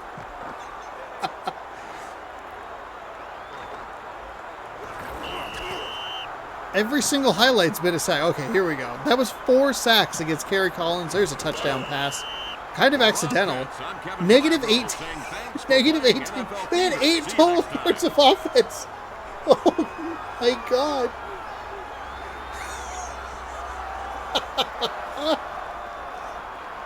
That was unbelievable. Oh my goodness. Whew. Well, see you later, Tampa Bay. You were there. You didn't make an effort or a valiant effort or anything. You were there. All right. Dynasty was saved. Schedule and start game. Here we go. This one's a big one. Real big one. Packers and Jets. We'll take a quick peek here at the AFC East. Jets and Patriots both 7-8. The Patriots play the Dolphins And maybe depending on if the Dolphins win and the Jets lose, maybe they sneak in as the 4 seed. I don't know. That feels like a little too wacky to happen, but you never know. Patriots and the Dolphins, they play each other. So, that's your look at the AFC East. The NFC North, which is right here. Packers and Bears, they're tied with 10 wins apiece. The Packers obviously have not played yet because they're about to play. Packers win, and they will win the North. They'll be, I believe, the 3 seed, maybe a 2, depending on how things shake out when we simulate the rest of these games. But Packers, I think, could be a 3 seed and could be out of the playoffs, because if you remember when we were looking at the NFC playoff picture, the Giants and the Cardinals were both ahead of the Bears.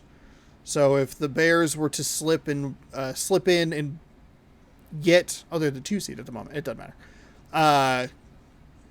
If they were to get the NFC North crown, they could knock the Packers actually out of the playoffs, which would be a 10-win team out of the playoffs, which is pretty wild. So let's see how this goes. Packers, Jets in New York, I believe. 2 of Brett Favre's teams playing against each other. Neither team with Brett Favre.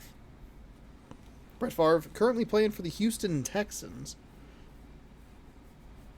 Welcome to East Rutherford, New Jersey, everybody, where it's a balmy 72 degrees. Jets still alive because the AFC East is kind of strangely terrible. The Jets will take on the I believe this is the first time that we've had either of the New York teams at home. This stadium does not look familiar, watching tonight, Ron. but I could be wrong. This is someone I like to watch. It's possible we had one of these teams, one of the New York teams, way back in the early season. I've said it before, probably talked about it a bunch, but Donovan McNabb. Oh boy, this is going to be a tough. This is going to be a tough matchup for the Packers. I believe Okay, Ron, it's time to toss Donovan McNabb, very good. The visiting captain will make the call. Captain, what's your choice? I think in these years, probably close to, if not like already in his prime. It is tails. Quarterback, I believe Donovan McNabb coming out of Syracuse. The home team. If I remember correctly. We're set to go for the opening kick. So here we go. Packers are going to kick, and the Jets will get the ball first. This folder. Moles has it. From the end zone, out to the 20. Taken down at the 22-yard line. And here we go. I think if the Jets win, they'll get the AFC East, which means they'll be the 4 seed, because they are currently tied with the Patriots right now, and the Patriots are behind them. So we might not watch that Dolphins-Patriots game, because it might not matter. But if the Jets lose, then we're absolutely watching it, because then all kinds of chaos could happen. You'd have a team with either a 500 or maybe even a losing record in, which would be pretty wild. Donovan McNabb, Priest Holmes, Eric Moulds, Ike Hilliard, or who is it? Preston Lacey there in the bottom left.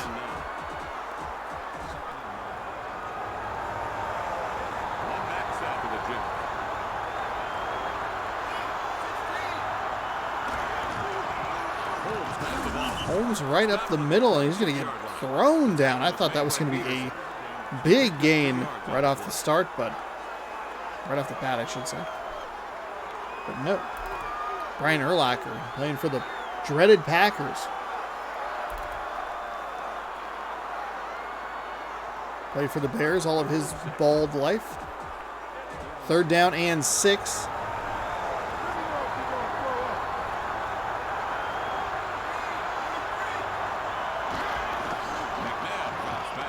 McNabb drops, looks, rolls to his left. They're going to send it. Defender's going to get through, but it doesn't matter. There's a receiver 3 steps in front of a defender, and that defender loses speed, and that's Eric Moulds. a 73-yard return, or a reception, excuse me, and that is going to go for a touchdown.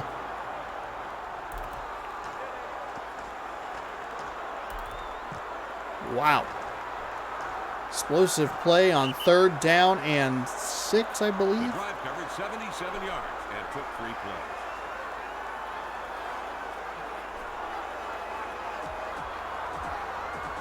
So the Jets with a point after touchdown.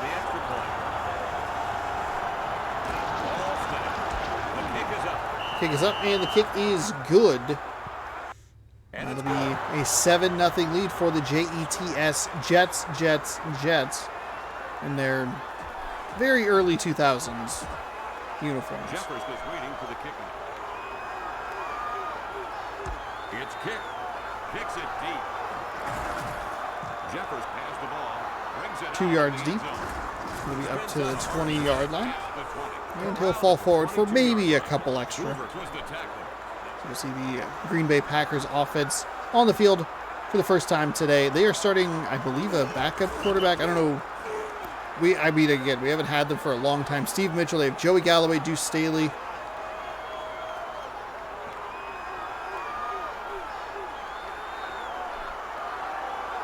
McIntosh, maybe?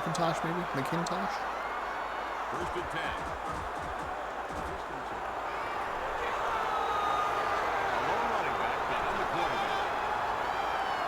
Single back set for the Pack. We're going to go for a pass play. There were two receivers like running into each other as the ball got there. Nice adjustment by the receiver to grab that ball and get it up the field for a 1st down.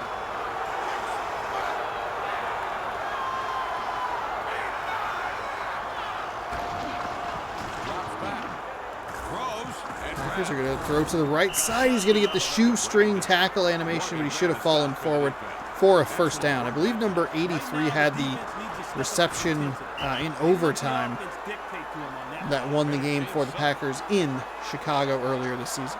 I only know that because I looked at the footage. Teddy Bruschi. So quite a few division flip defenders here. I guess a couple of highly notable ones. Teddy Bruschi, obviously a big Patriots guy. So. 1st and 10.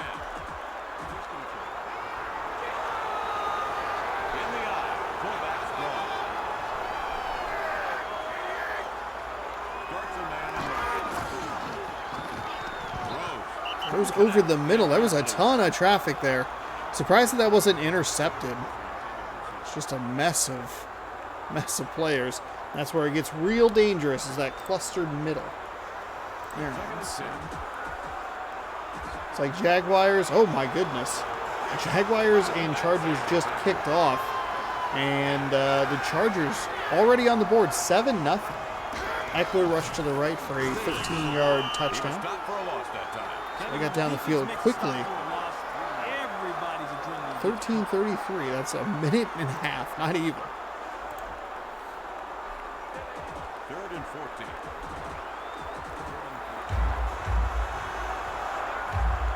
Mitchell coming to the line on a 3rd down and 14.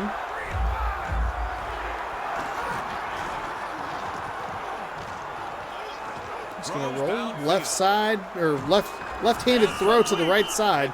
Scott Mitchell is 3 for 4 for 57 yards. That was a huge play on a 3rd and 14. I did not think that was going to be a completion.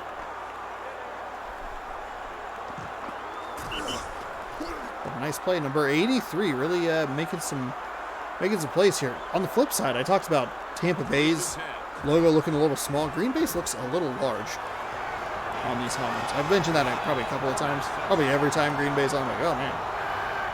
And then I'll talk about some of the helmets in the 90s. It's like too small, but like slid too far back on the helmet. It's so weird. It's so weird. Defense needs to be more physical. This isn't getting it done yet. They got to start putting some lumps on people.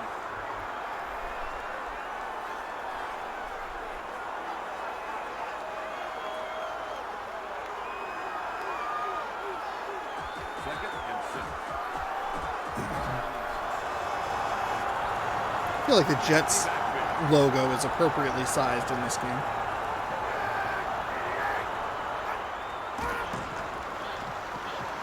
Second down and 6. Rolling to his right, trying to find a receiver. He's going to throw over the middle. That one's tipped into the air and falls harmlessly to the turf. Again, another dangerous throw. Obviously, someone got a hand on it, popped the ball up. That makes it double dangerous.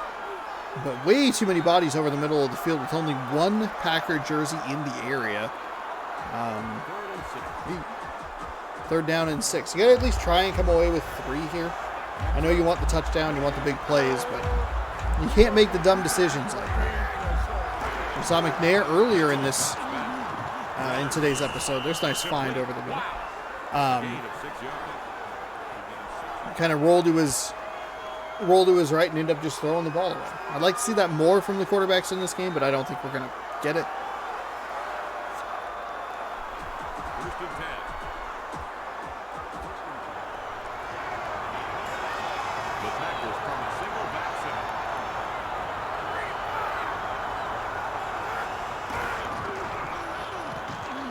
Mitchell drops back, throws over the middle into the end zone. Touchdown, Joey Galloway.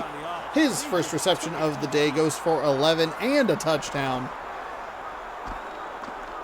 That's a great response drive by the Packers. Seeing a little bit more why they're in the driver's seat in the North. I mean, when they lost their quarterback,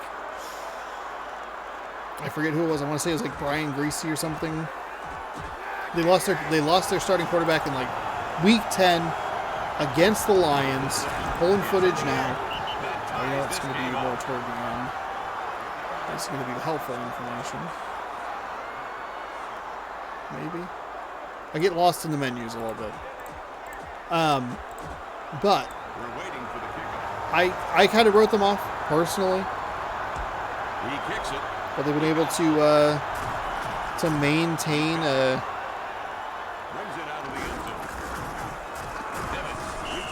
a winning record, maintain control in the NFC North. Granted, the Packers play the Patriots now. That's not helpful. Oh, that was week 9. I clicked on the wrong video. Why am I looking at week 9? How is that helpful?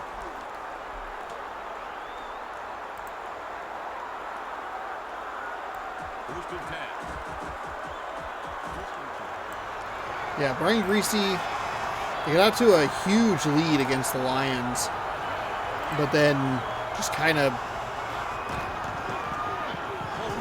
they played okay enough. But I guess this quarterback, they were up 24-0.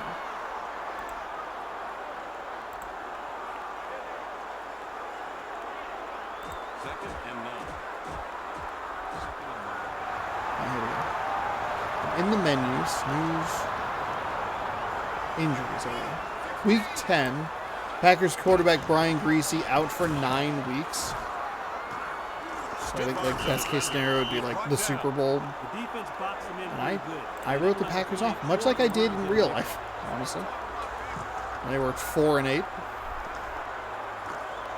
McNabb trying to use his feet, gets knocked down. I know this is a replay. I just want to call it, you know? So 3rd and 7 from the 25-yard line. This was where Green Bay gave up the big play last time. 3rd down. They're going to actually get the snap off before the quarter ends, and they're giving up another big play on a 3rd down and I guess medium, short, long, maybe. 3rd and 7 goes for a big completion for the Jets.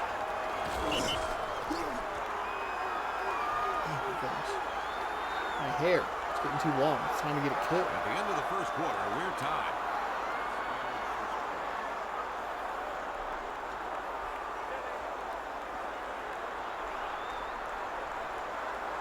Negative 3 rushing yards for the Packers, but it doesn't matter. Passing game has been on fire for them and, for the Jets as well.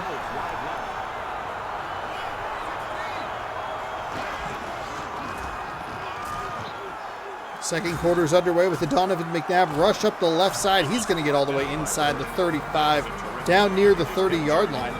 That'll be a big old gain for these Jets, Jets. As they set up for a 1st and 10.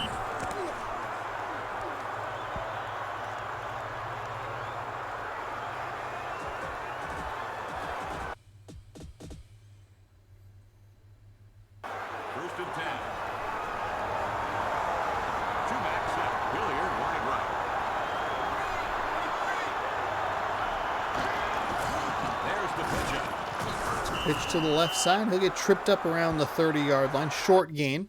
Second down and about 8 coming up here. He got drilled. He managed a gain of 1 yard.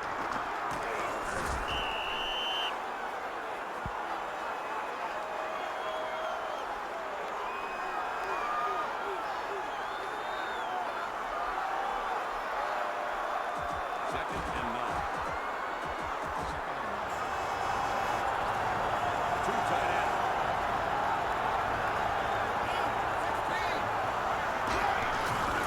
It's a run. Tackle made. He picked up Interesting 1 call yard. there. Put the shoulder down and knocked one man back, but didn't gain a whole lot there. 3rd and 7. Third down and 7 from the 29-yard line. Another good opportunity for the Packers to get off the field here. Third down and long. Drops back. Rushes up. Donovan McNabb's going to run out to his right, and he'll just throw it away. Okay. Threw it away. I said it earlier in the broadcast. I'd like to see more of that. I thought if he actually had cut up field a little bit sooner, he might have at least competed to get a first down. Probably actually had it. He's a terrific athlete. We're getting a false start. We're getting a false start. Oh, it's going to be a 4th and 12. Wow. And that's going to force them to punt. Oh, my goodness. It's a 3.5-yard penalty. The punt is on its way. No return this I don't know time. why the Packers nearly touched that ball, but they almost did.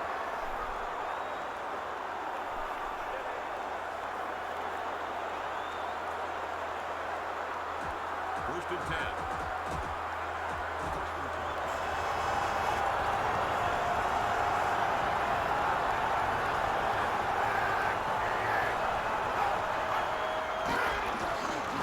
First down and 10 for Green Bay from the 20. That's a throw over the middle, and that's why you don't do it. Teddy Bruschi patrolling that spot of the field from his middle linebacker position, comes away with a pick, and the Jets are right back on offense. Green Bay got kind of everything they needed. They got the stop on 3rd and long with the incomplete pass. They even got a penalty on 4th down that pushed them back 5 yards out of field goal range and immediately throw an interception. First and 10.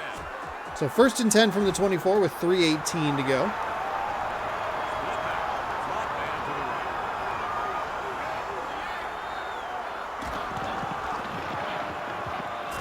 right. That's a nice sack by the Packers defense. First sack of the day for either team. Going to push them back to the 29-yard line. And a loss of about 5. Second down, and 15. Second and 16. They're giving them an extra yard.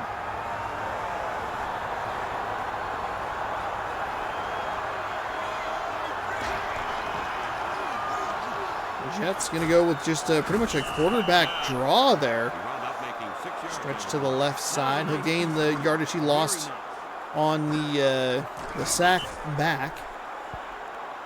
And set up a third and long. Third and more manageably long. 3rd and 9. Third down and 9.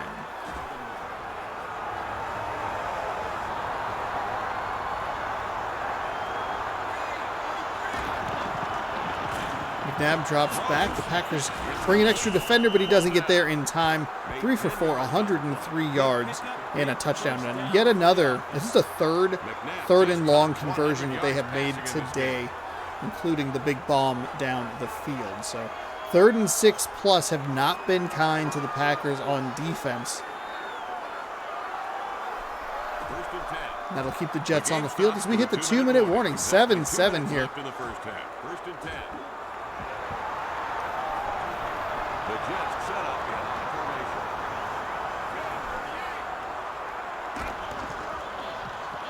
Throws. That's a throw over the middle, and that's a nice find. Big gain there of about 9. Second down and 1, or maybe second in inches. Second and inches.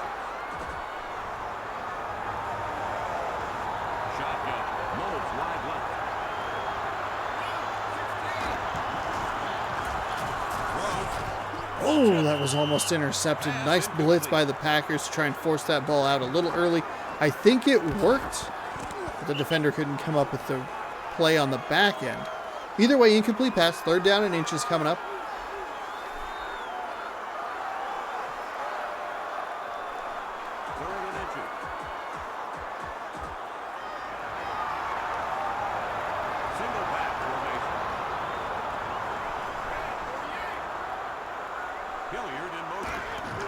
Single back set, and they are bringing the house. And that is a big loss all the way back to the 10-yard line. That'll force the Jets to settle for a field goal. I love the aggressive call by the defensive coordinator. It was perfectly timed, too, with the play-action pass for McNabb and the Jets offense. And that'll bring up a 4th down and 8. Should see, and that's right, we will see the field goal unit. And they'll probably hold it here for the next 30 seconds or so. A little surprised Green Bay doesn't take a timeout. We'll get it back with 30 seconds or so.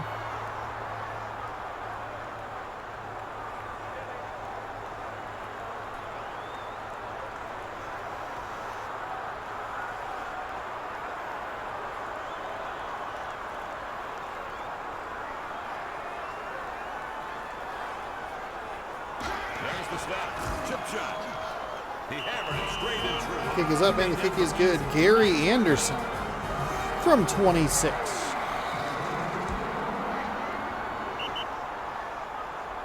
The drive covered 13 yards and took 7 plays.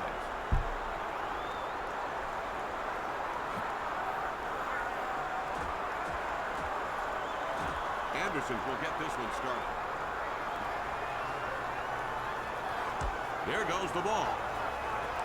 Kick is away, and this will be returned from the goal line. He'll get up to the 20, and he'll get tackled by the first man there, number 86. So we'll see what the Packers have in store. They got, they were picked off on their last possession, led to the Jets field goal. We haven't seen a lot of this Packers offense here in the second quarter. It's been heavily Jets.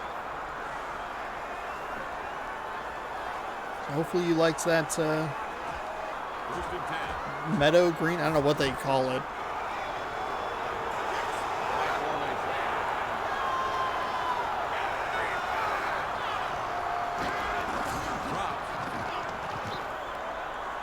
So nice throw to the outside. Caught inbounds. Oh, caught and grabbed out of bounds. I'm not whole sure what's going on here. This should be a catch. Can this game have challenged plays? So 1st and 10 from the 36. We'd see them every once in a while in Madden 2003, but they weren't great. I don't know that we've ever really seen a challenge here. I'd never even thought about it. Go back over, and that's recipe for an interception. You know what they say, hindsight is always That's the second pick thrown by the Packers today, in this quarter, actually. That was just an awful throw. I mean, as a Green Bay fan, I've seen it a bunch, off the back foot, across the body, all of that garbage. This game loves that throw for some reason. 22 seconds to work with for the New York Jets, who come out in an offset eye. Might actually benefit the playoffs to have the Bears in rather than the Packers for playing like this. That first drive was so surprising to me that they were able to drive down the field, get the points that they needed, and tie this game up. But since that drive, it's been abysmal. And the Jets don't really do anything to take advantage of the turnover, so we're going to halftime with a one-score game, a 3-point lead in favor of the Jets. 10-7, Green Bay gets the ball to start the second half, so we'll see what kind of adjustments they make.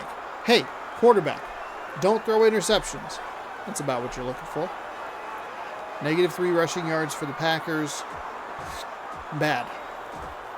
Not as bad as the -18 we saw from Tampa Bay, but still bad.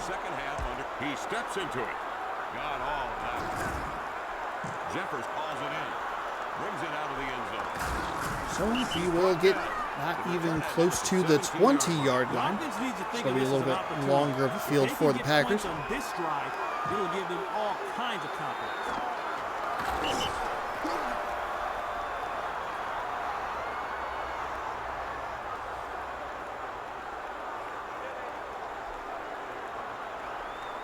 First and 10.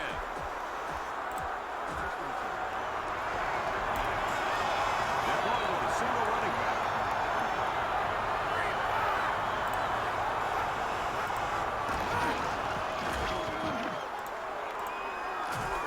Throws downfield. And batted down. I love that. Batted down. Great play by the defense. On the Jets side of the field. Just take a look at the replay. Clean pocket. Nice spiral on it.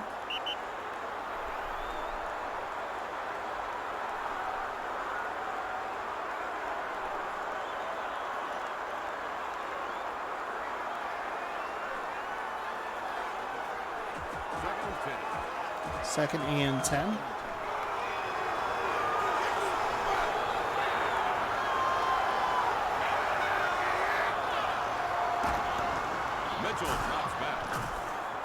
Mitchell drops back. Deep throw into double coverage. And it is batted around and finally falls to the turf. The Packers offense has gone completely silent after that opening scoring drive. Whew. It's hard to watch. It's even harder to watch not knowing, if they lose, are they out of the playoffs. It's wild to think that they are currently sitting in the 2 spot. And a loss here in New York could put them out of the playoffs. I mean, they could get some help from a Giants or a Cardinals loss, but both of those teams are playing teams they probably should beat, but you never know.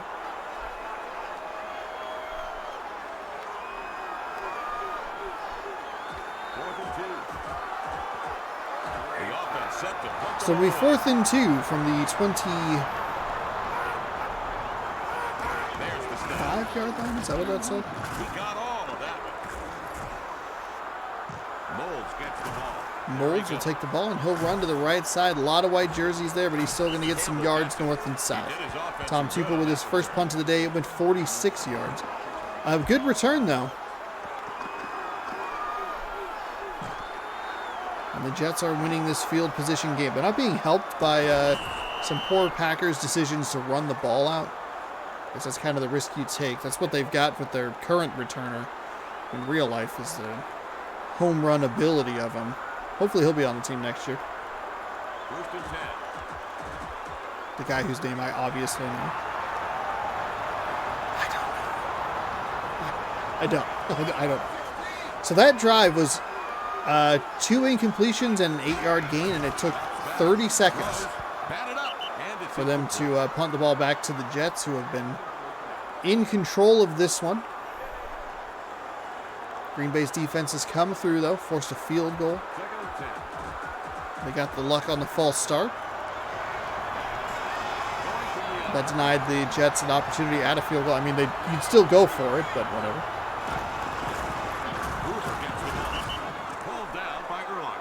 I thought that was just a good job of making sure he got something out of the play.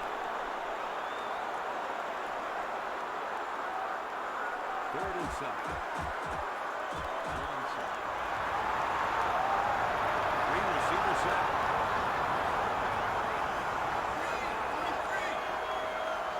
Third down and 7. There's a throw, and again, it's a 3rd and 7. Those have been the money downs for the Jets. It doesn't matter that that's probably a down and distance you should get off the field on.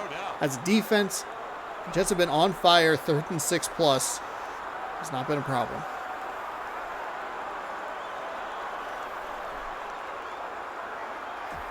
First and 10.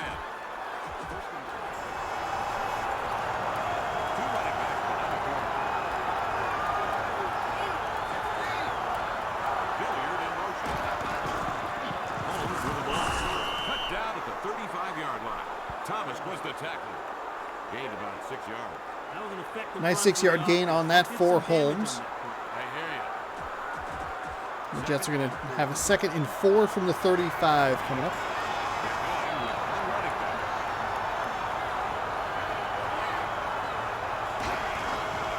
Holmes with the ball. Forced down at the 34-yard line. Ahanitu took down the ball carrier. He picked up 1 yard on the play. Well, that guy showed me some guts. I like his toughness.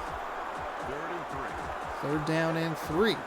So not much gained there. The defense using a 4-man front.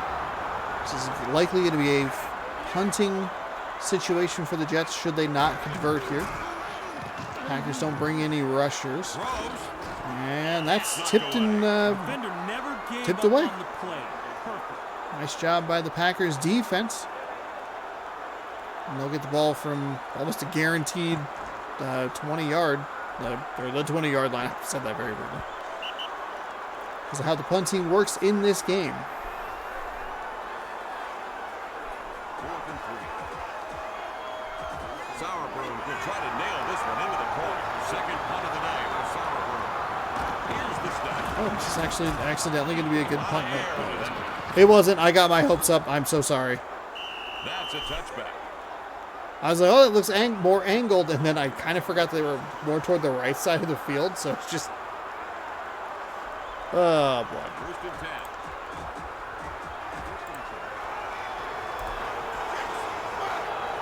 10. Update on Jaguars Chargers 10-0. 5:30 to go in the first quarter. Chargers lead. We're going to have a holding penalty here. I think it's going to go this way, I think. So first and 20 from the 10. Green Bay hits all these. Their defense is doing a good job keeping them in the game, forcing field goal attempts, forcing a punt from where maybe you should be taking a field goal, but that's beside the point. And then the offense comes back and they throw the interception. They get a holding penalty on first down. Just abysmal. His blockers will appreciate the effort. He just didn't quit trying.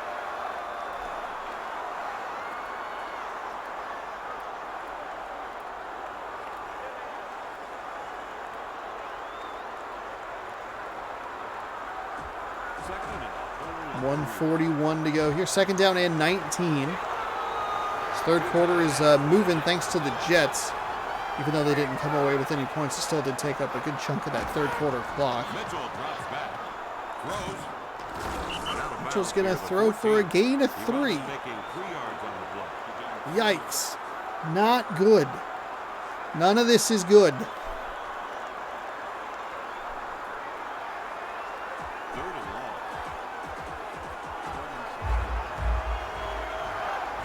Single back set.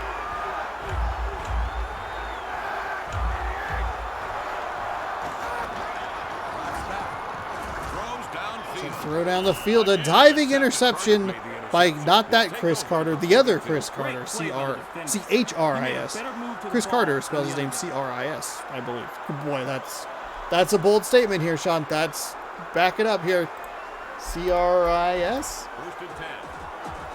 Oh, he's not there. Oh, he does spell it C-R-I-S. Oh, thank God, I was right. Woo! So an interception, at that point, basically an arm punt. It would have been nice to have the interception. I mean, it was third and really long. This Packers offense looked really bad. And with how good the Bears looked, like, hey, maybe just throw the Bears in there.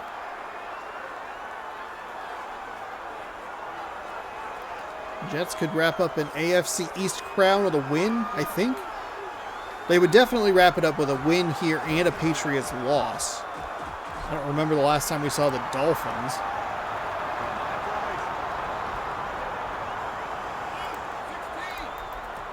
Man in motion. Drops back. Miami, week 7? Week 7. We have not seen the Dolphins since week 7. They played Buffalo. Another one of those. Wow. We'll be flipping burgers by next Wednesday.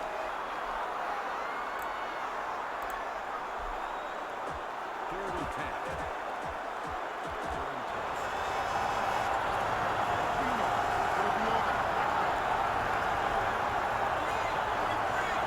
1:13 to go here. We got a 3rd and 10 for the Jets.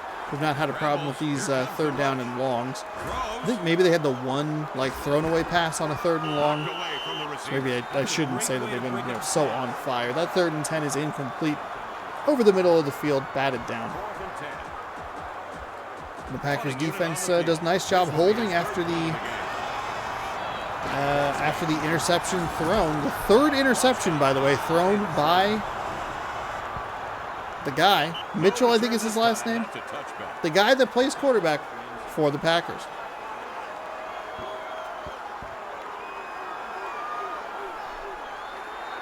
First and 10.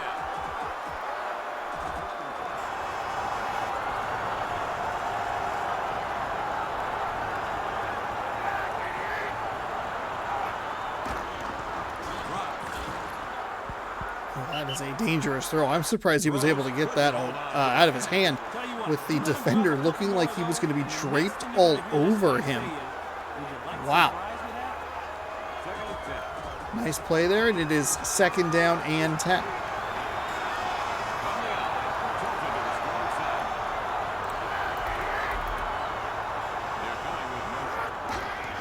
Mitchell drops back.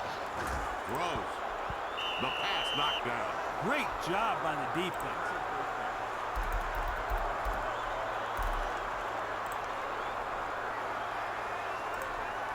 Third and 10.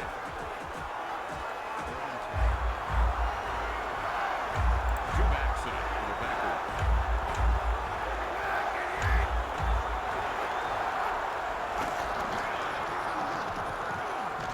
Throws. Catch made. That's a nice reception made. That'll be a first and 10 for the Packers with that conversion. To keep the defense right where they want it, on the field. Mitchell doing a nice job. Find it number 22. Brewski perhaps in on that tackle.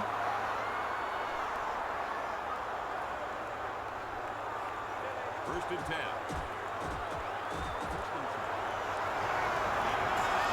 Going from the other.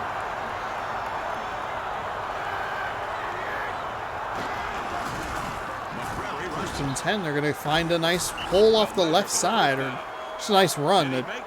That makes sense. That time of possession really checks out. It feels like, especially in that second quarter, we saw so much Jets offense. Will the Packers get one more snap off here? Looking for a second and inches conversion as the clock winds down. Last play of the third quarter is going to see the Packers throw it to a wide open receiver. It's just a little too far in front of him. You wonder if there was some player collision on the back end of that, because they don't call pass interference on it. It's just two models get in the way and throws off the timing of it, and that'll take us to the fourth quarter. The Jets surprisingly only ahead by 3. You'd figure they'd have a few more points with how good they've been. But of course, their touchdown did come off of the big play rather than a long drive, and even the field goal came off of a short field. So third down and inches is how we're starting the final quarter of this one.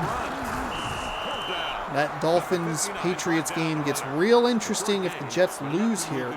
Nice conversion by Green Bay. And the Bears might be out of the playoffs should Green Bay win. Might.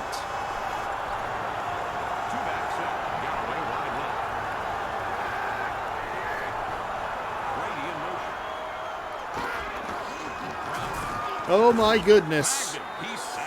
They were probably setting up some kind of screen. That is a huge loss for Green Bay. Green Bay, a team that's, by and large, seemed to have a real hard time gaining a lot of positive yards. They've had some nice plays here and there, some big shots, some explosive stuff, but a 9-yard loss on a first and 10 might just stall this drive. There's a nice find over the middle. He'll get near midfield. That'll be a gain of 15 or so.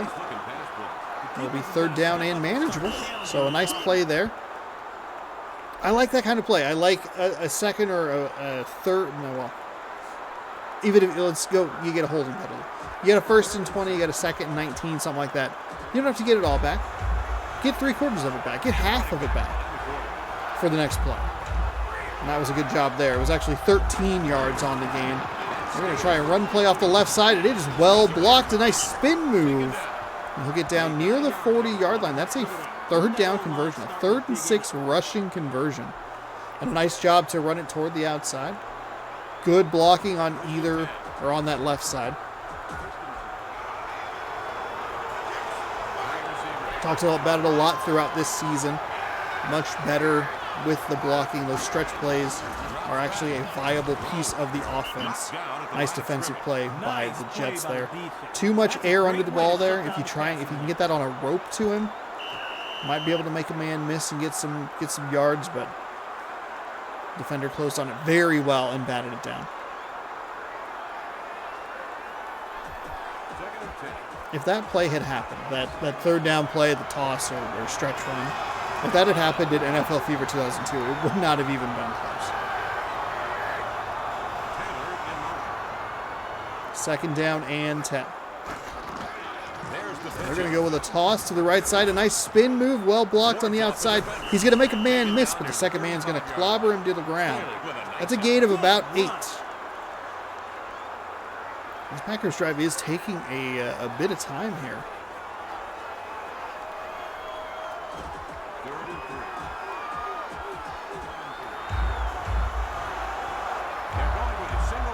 .242 to go. Third down and 3. It's a run. Wow. Right up the middle. And you can see that we had the time of possession with about a 3-minute difference. A little less than, but still about a 3-minute difference. And that's closed to within a minute difference, as the Packers have had this for the entirety of the fourth quarter to this point. Mitchell doing a great job leading this offense. And credit the Packers defense for doing a nice job holding, keeping them in this game. That's going to be a long throw off the back foot. He got lucky on that one. My goodness. We see that kind of play so frequently. I thought he was going to get sacked. Joey Galloway coming through for the first down conversion. See him just drop back and kind of run, and off his back foot, falling away. Galloway coming across the middle gets the catch. And it's a 1st and 10 for the Packers. We might hit the 2-minute warning, by the way. Unless, I don't think we did already. Oh, we did. I'm sorry. I apologize. I was so surprised by that play that I missed the thing that was right across the screen. 2-minute warning. Mitchell, don't love that play right there. I don't love the decision. The play could have been fine, but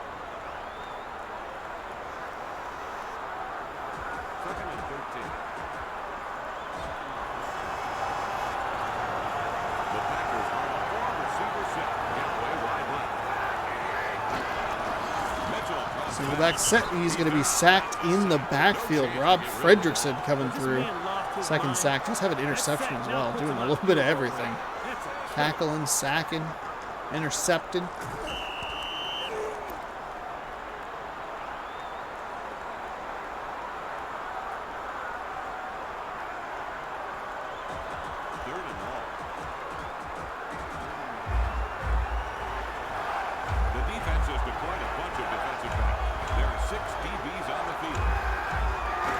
Third down and 19 as we close, come down to a minute to go in this one. That's going to be a throw. It's going to be actually dropped right at the 10-yard line.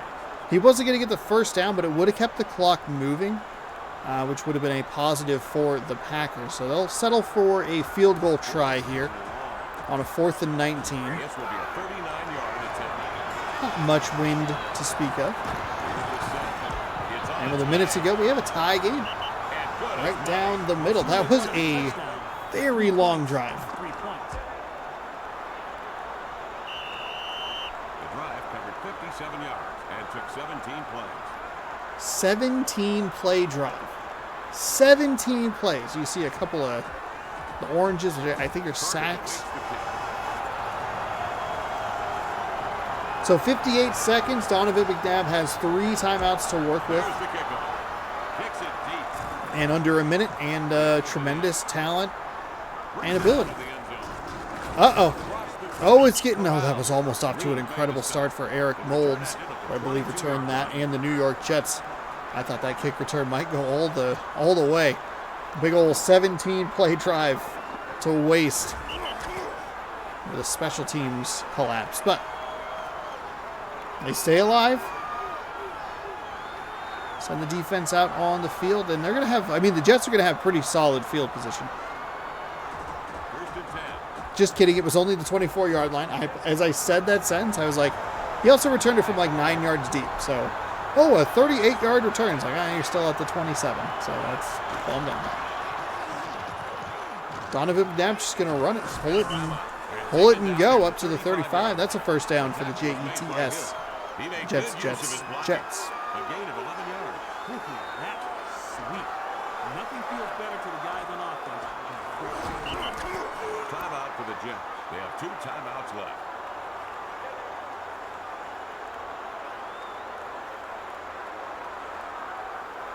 First and 10.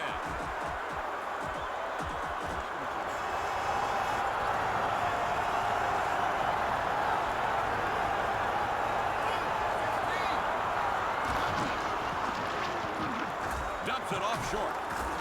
Left side up to the 40, maybe the 41. Tackled him inbounds. They will take a timeout. So the Jets, just like that, use 2 timeouts. And they are down to the 1 with 32 seconds left. I like the second timeout. Like I'm fine with. I don't love the first timeout.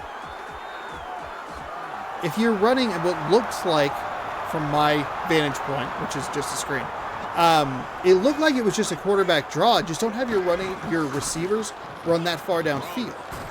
Oh wow, I thought that was going to be a completion, and it was batted away at the very last second. I mean, if he breaks one, then I guess you could. Oh well, if the receiver was downfield. But if you want him to quarterback rush, you get 10 yards, you try to get on the line as quickly as possible, save that other timeout. The second one, I guess, is fine. It's probably more. It's a fine timeout, but a bad throw. Third down and 4. Packers brought an extra defender, and they weren't able to get to him, but the throw was a little bit short, and it brought the receiver too far back. And we're not going to see a timeout used by Green Bay, so we're going to overtime here in this this battle for separate division crowns. They kicked that away too soon. A fair catch at the 11. They should have just run the clock out. What is happening? This game's clock management problems rears its ugly head yet again. Unsurprisingly, honestly. First and 10.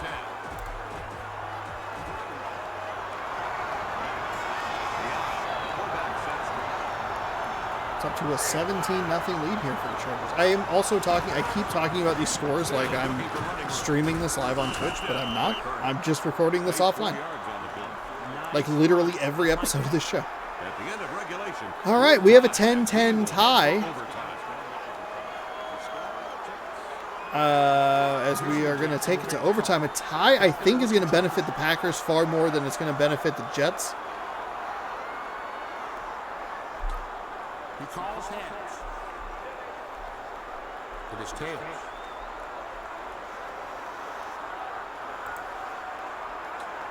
The home team won the toss and elects to receive. All teed up for the kickoff.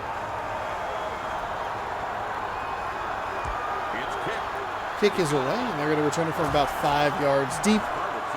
This will be number 20. And he'll get up past the 15 to the 20, and he'll make a couple men miss before getting tackled around the 30-yard line. All right. Old, terrible NFL rules apply, which means a field goal would walk off win it. Now we have modified terribleness.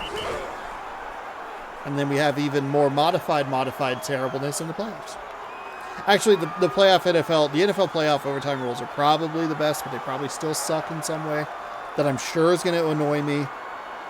We should just trade possessions until like another team, one of the teams cannot respond. Period. That's all you need. So here we go from the 30-yard line. The Jets are going to find a run off the right side, well blocked on the outside. He'll get 8. The offense just plain slapped the defense upside the head on that play. They just seem to want it more.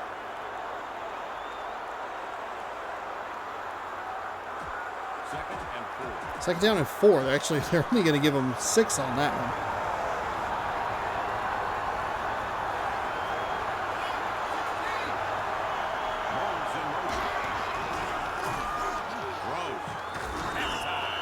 A short pop pass there, and it's going to be short of the line again. So 3rd down and very short coming up here for the Jets. 3rd and short. 3rd and 2. In the fullback weak.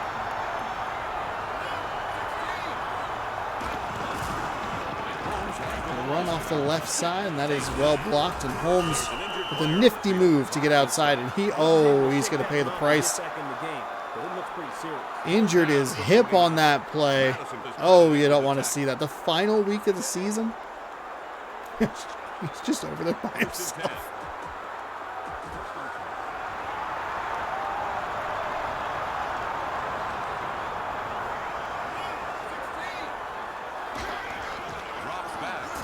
Oh, a nice play by the Packers defense. They sent more than the Jets could handle, and he gets blasted in the backfield. He hit the top of that drop, and there was a man in his lap. So 2nd down and 16 from the 46.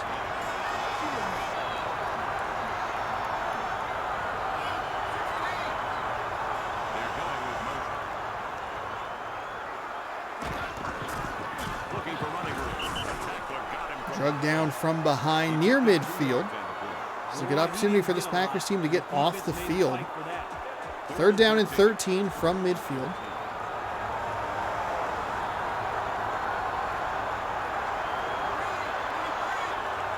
Split back formation. They're going to send a guy out a little wider.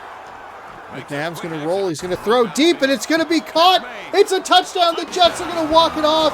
And every single time it felt like the Packers could not get off the field on 3rd and long.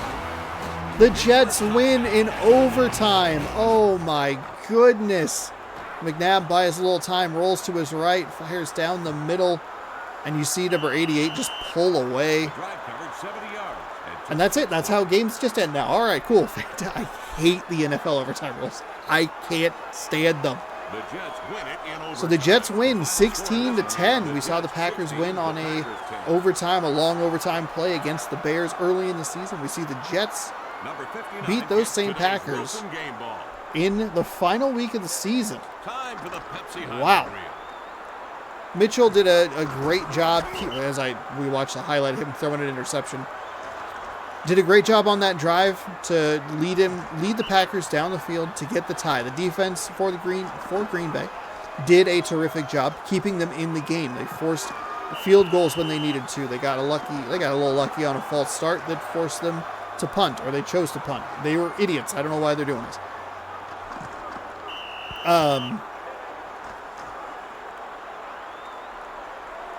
Either way, Green Bay looked okay. The defense held them in there for longer than maybe they could have been.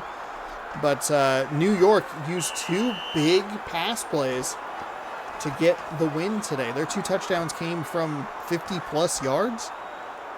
And that's a heartbreaking way. Is that the way the Packers season ends? We'll have to find out.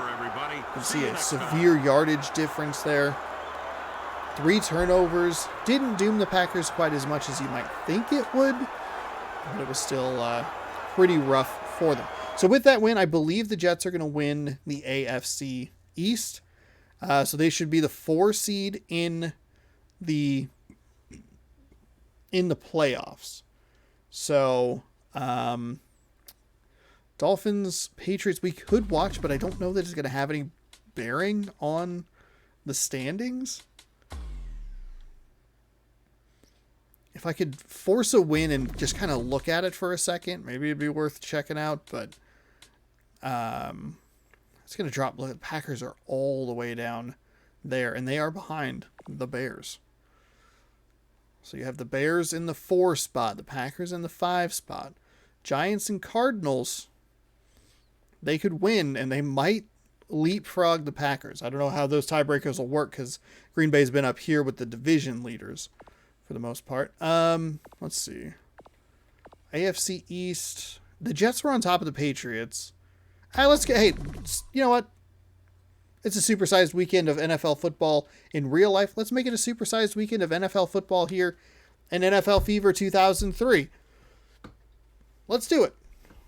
one more bonus game for you, and then we'll get everything set up for the playoffs. Those will be 4 games every single time. I don't think the Patriots can get into the playoffs, but hey, who knows? Who knows? I was kind of curious if that went to a tie. What would have happened?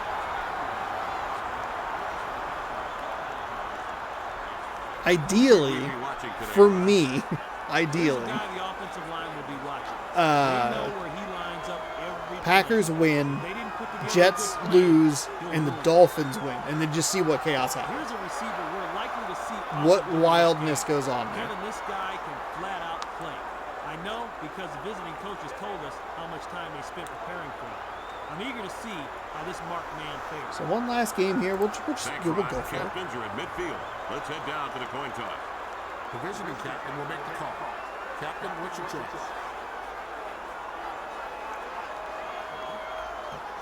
He calls tails. It is tails.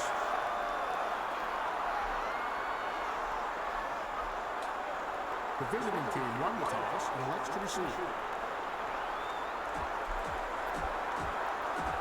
So Patriots and Dolphins here in the final game of the regular season. We are rumbling. Cole gets the ball from the end zone. From the end zone, we're up to the 20 and up to the 25, where he will get tackled by number 36, and the Dolphins will take over 1st and 10.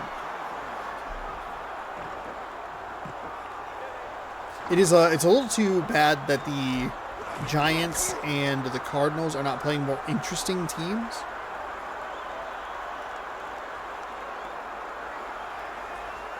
I think they're both playing. I think the Steelers or the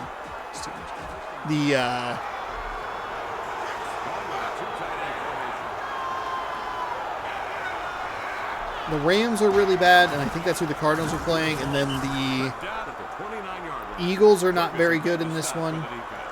They have not been great this season, and that's, I believe, who the Giants are playing. I shouldn't laugh. O'Donnell's picture is not great. Not great.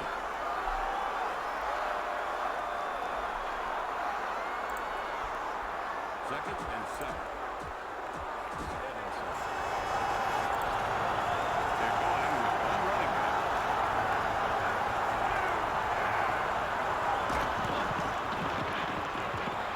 Throws downfield. That's a nice find by that very O'Donnell, whose photo I laughed at. It's a big play, 55-yard bomb down the right side, and that'll set up the Dolphins with very nice field position here. They let the offense dictate to him on that play. Ty Law. Patriots saw him on the board, and they said, we knew what we had. We loved him. We'd like to continue this relationship. First and 10.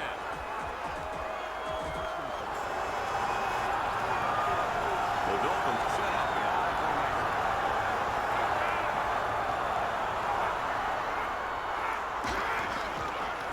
formation. Off the right side, tried to find the hole, but nothing doing there. He'll be tackled after about a gain of a yard. Hard on that play. Second and 10.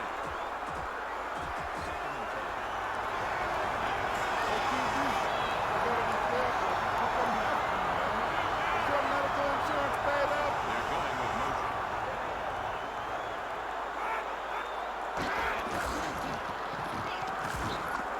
Scramble.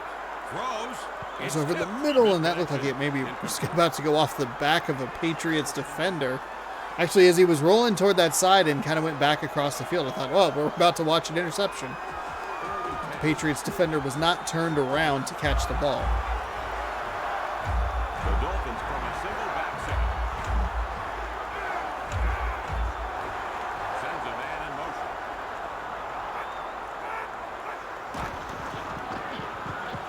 It's a blitzer, and that is a terrific job by the Patriots to mitigate the big play that they gave up. 5-yard loss on the sack, and that'll force a Dolphins field goal.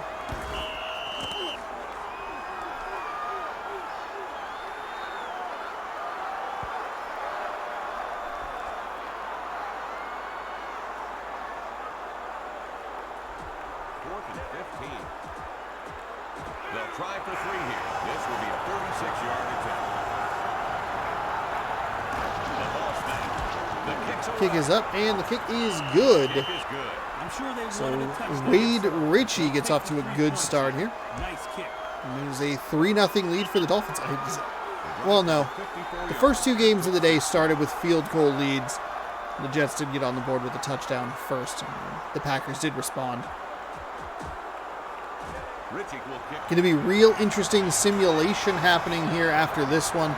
Obviously, we'll get the playoff bracket all set and taken care of. And then if this one gets a little too far out of hand, maybe there's a way to like sim the rest of the game. From the end zone. Rotates. Pass. Oh, we fumbled the ball, but the Patriots do recover it. I forgot they had that dumb sound here in New England.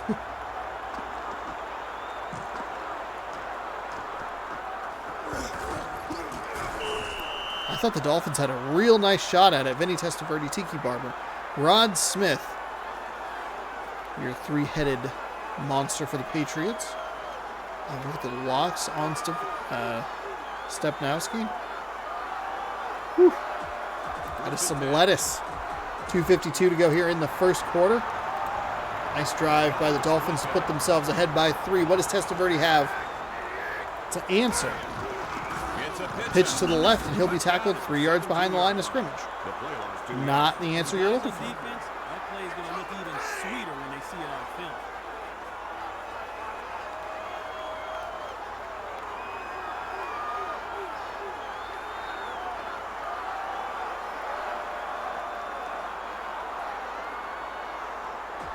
Second and 13.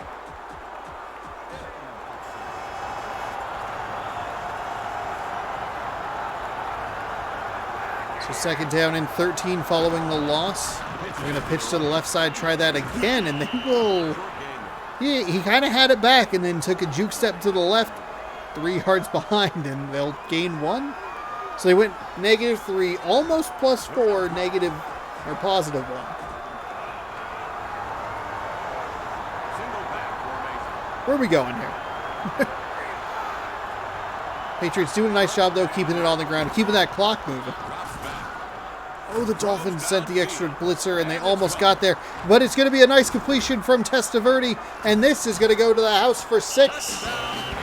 Rod Smith, 1 reception with 81 yards and a touchdown. Patriots fans were likely Packers fans early today. We'll let this one play out and see what happens. I think the Bengals game is important. 79 The Giants and Cardinals game obviously important for playoff implications as well. So we watched the Ravens in one of the better games, probably the best game of the day. That Packers game was a close second, but there were a lot of turnovers. That was an ugly game. Probably should have been more. I mean, I keep going back in that Jets game. I keep going back to that false start. That still should have been a field goal attempt, waiting for the but just with the way this game is programmed, it wasn't. It's so frustrating. He kicks it. Driven deep. Because late in the game, that would force the Packers to go for He stopped. the touchdown rather than just a field goal, and all of a sudden you're looking at like a 4th and 19 that you have to convert. And I don't think you go to overtime in that scenario.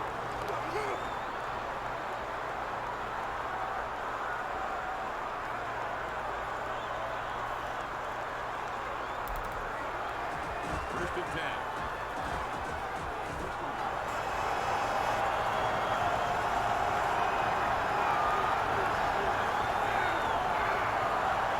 So first and 10 for the Dolphins from the 22-yard line. They're going to try and run the ball up the middle, and they will be successful. Made 6 yards. For a solid game. The Dolphins were in action this weekend. Up the defense. They are, I think, Tagovailoa is out, or was out, or whatever. So, yeah. Congratulations to the Bills on your victory. That's going to be real bad if they lose.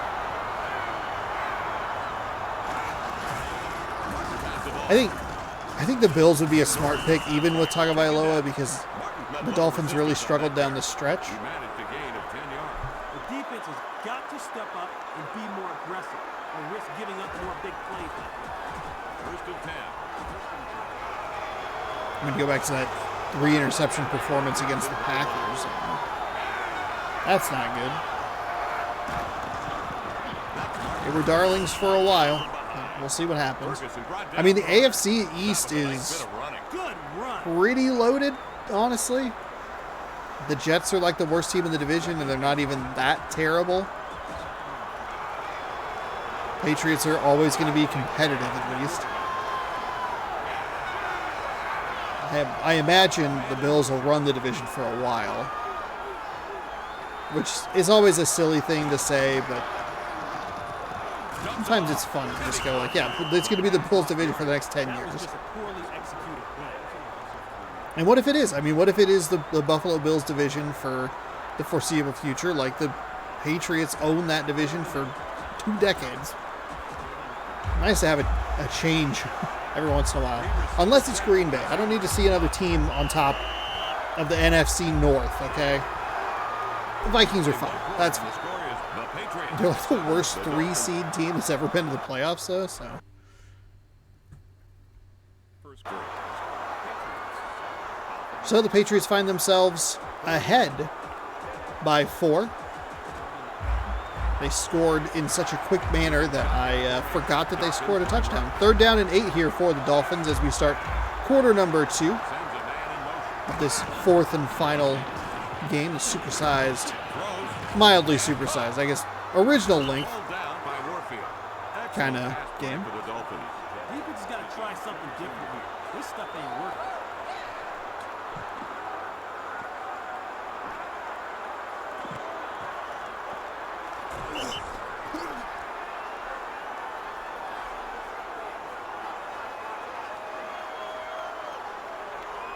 First and 10.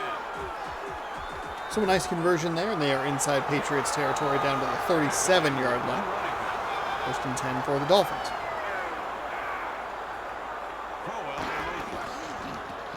Play action pass. Going to drop back, fire a deep bomb to the corner of the end zone. The receiver's not even able to get there because he could not get around the defenders. That was into triple coverage. Before he even let that ball go, there were 3 defenders in the area and never even had a chance. The defenders probably got in the way of each other trying to pick off or grab a pick there.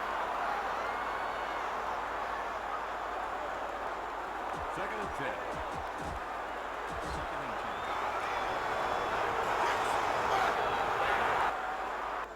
They're going with a single running back.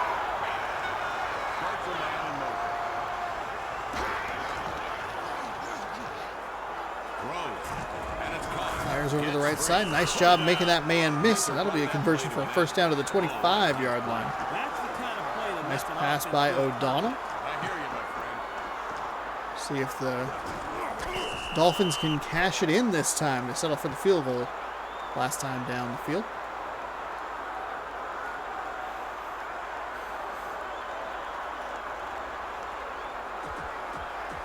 First and 10.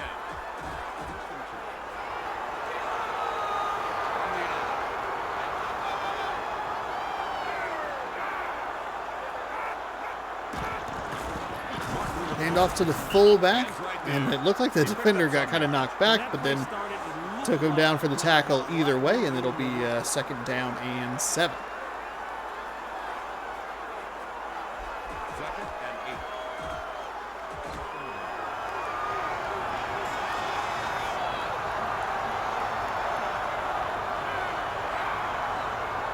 Crowell in motion. Takes the handoff. Tackle made. It's going to be stuffed behind the line, and they'll lose 1. Great effort by the defense. I Tremendous. appreciate what the Dolphins are doing here. Just turn around, pass the rock off, keep the clock going.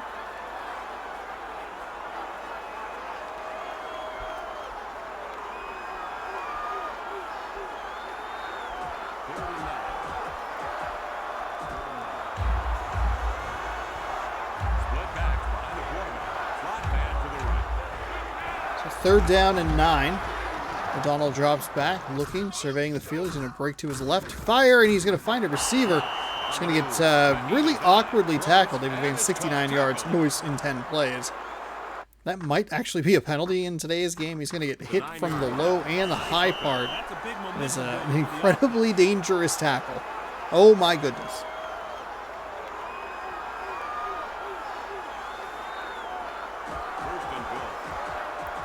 First and goal from the 9.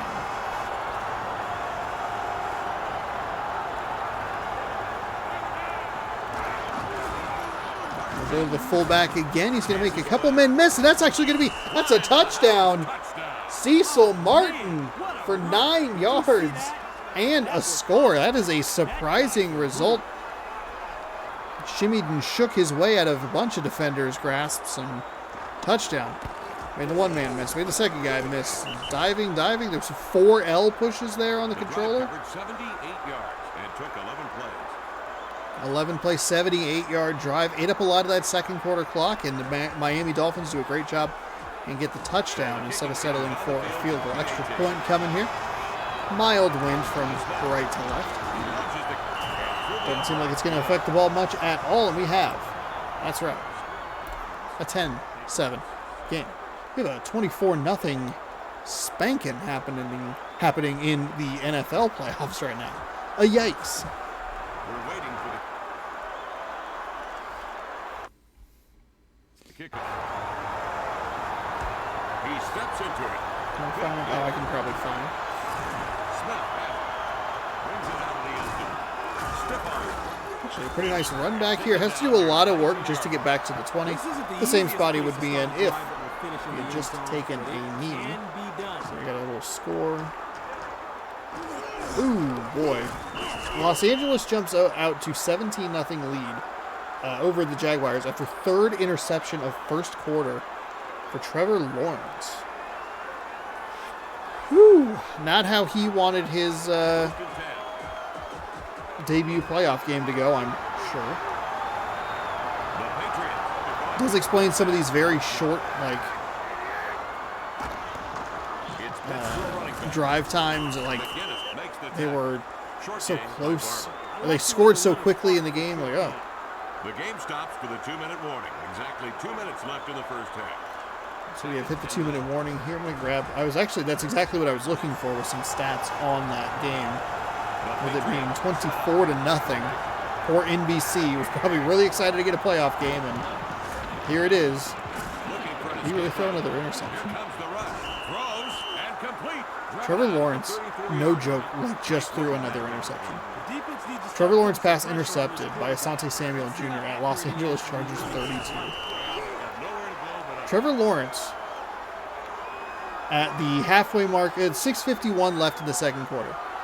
Stat line looks like this: 4 for 16, 30 yards, 4 interceptions for a rating of literal 0. This is where a lot of people are going to bring in, if you just fired the ball into the ground every single pass for like incompletions, you'd have like a minimum of like a 31 QBR. Or rating. QBR might be a different statistic. I'm confusing. But whatever one that's the perfect is 158.3, which is the stupidest thing. That is unreal.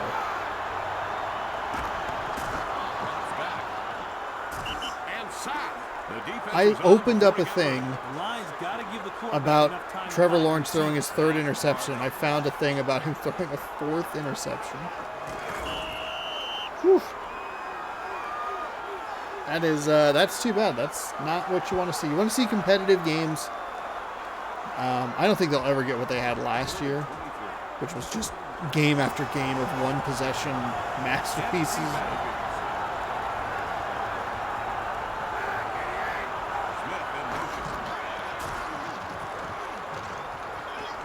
He's on the move. So the Patriots throw over the middle, and it is incomplete.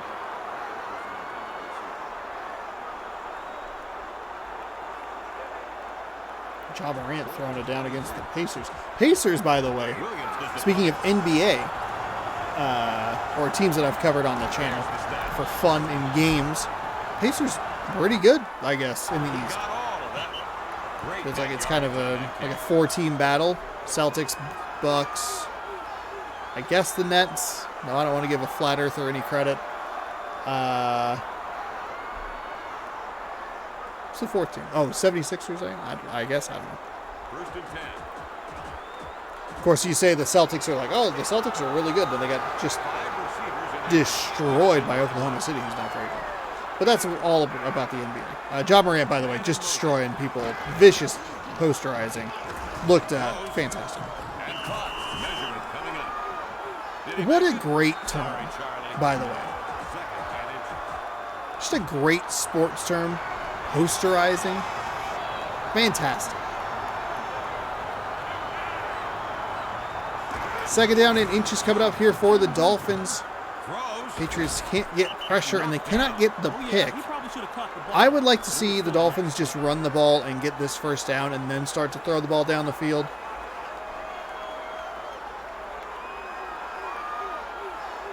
They've had an effective running game. Just go. There's no reason to...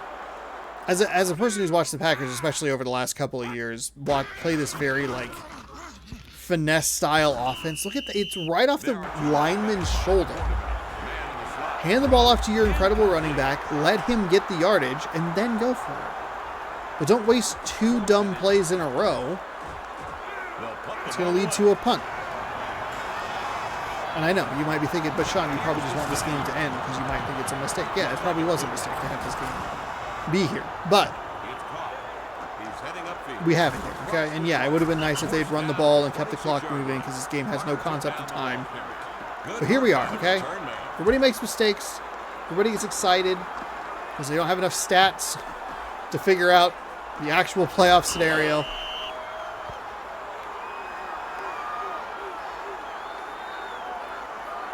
I would hazard a guess. Madden has the correct things I would need for a theoretical, like,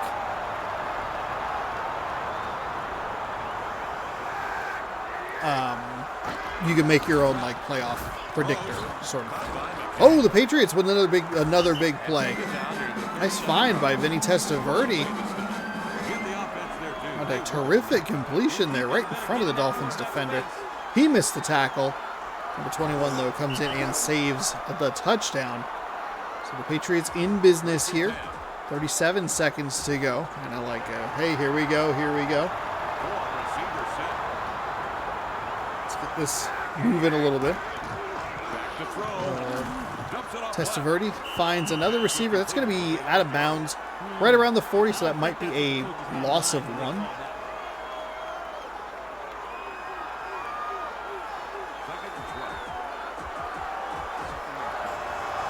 23 seconds to go here. New England, finds themselves down 3. I was looking at the score and I saw MIA and I was like, Miami, nope. Play action pass. Testaverde all kinds of time. He's going to miss his receiver. Ended up being about 6 people in the area. The Patriots were outnumbered 4-2 by some Dolphins.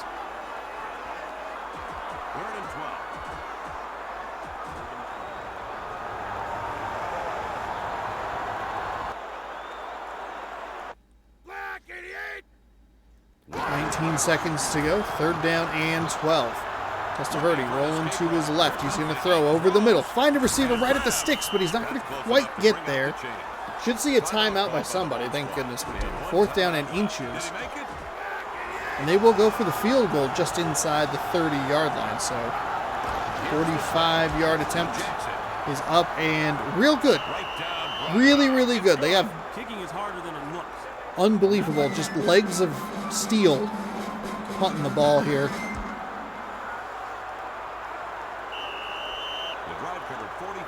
And there you have it. A field goal is going to tie this game right before the half. 10-10.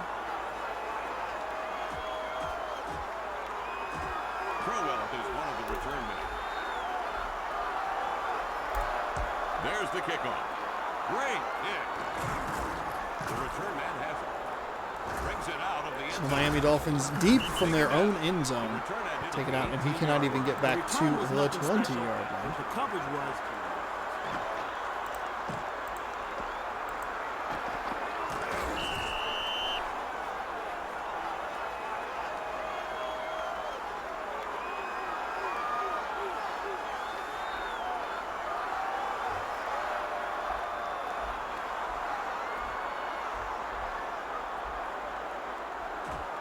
First and 10.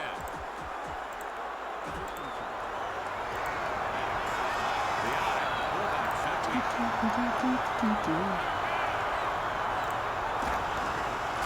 Martin has the ball. Oh, a fumble by the Dolphins on the first play from scrimmage is going to give the Patriots the same gift that the Steelers gave the Ravens, which was a fumble and an opportunity to get 3 more right before the half.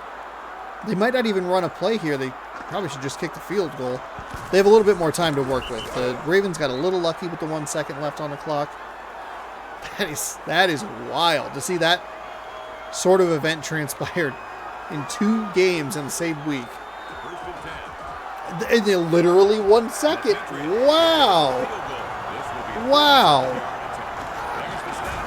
He launches the kick. That kick is good. 6 unanswered points. Well, 6 points in the final minute of the second quarter here for the New England Patriots. And they went from just having this game tied at halftime to leading the game by 3. What a turn. Halftime with the score, the Patriots 13, the Dolphins 10. 13-10.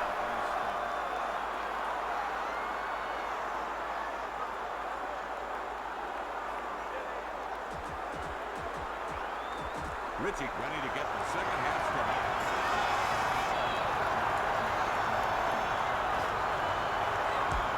He kicks it deep in.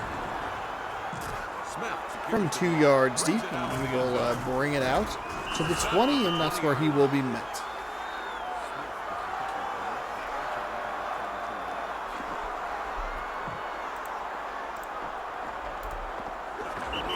So 27-0 the score here. Chargers over the Jaguars with 4:25 until halftime. But real fun. Gross. Gross.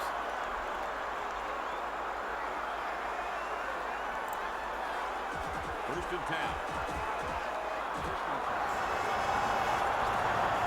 Two-back set. Walker wide right.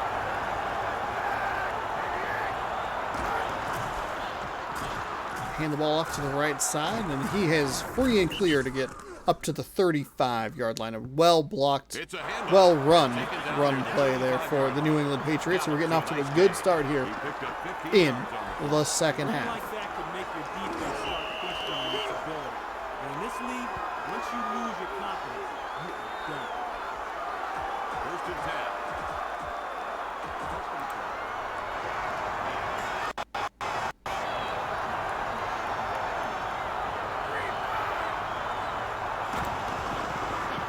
Play action pass for Testaverde and the Patriots. That's a short throw with the receiver coming back towards the quarterback. It'll be still a positive play, though.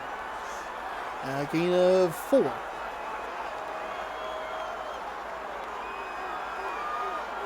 Second and 7.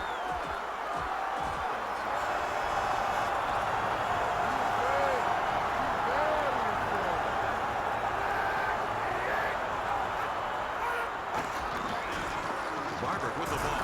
The 2 blockers ran into each other for the Patriots, and they are going to find a nice gain off the right side again. That's another like 14, 15-yard gain. I think that's about the second time we've seen that on this drive. The defense is fudged back. Patriots might just keep cramming it down their throats.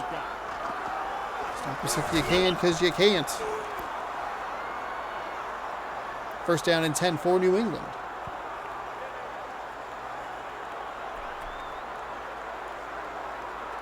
First and 10. Oh, don't do that. Don't knock him out of bounds.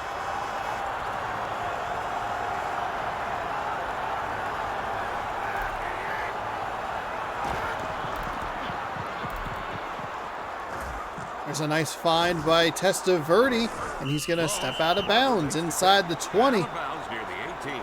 So we are in the red zone for the Patriots. That was a nice They're really taking it to these Dolphins. They're looking to score 13 unanswered.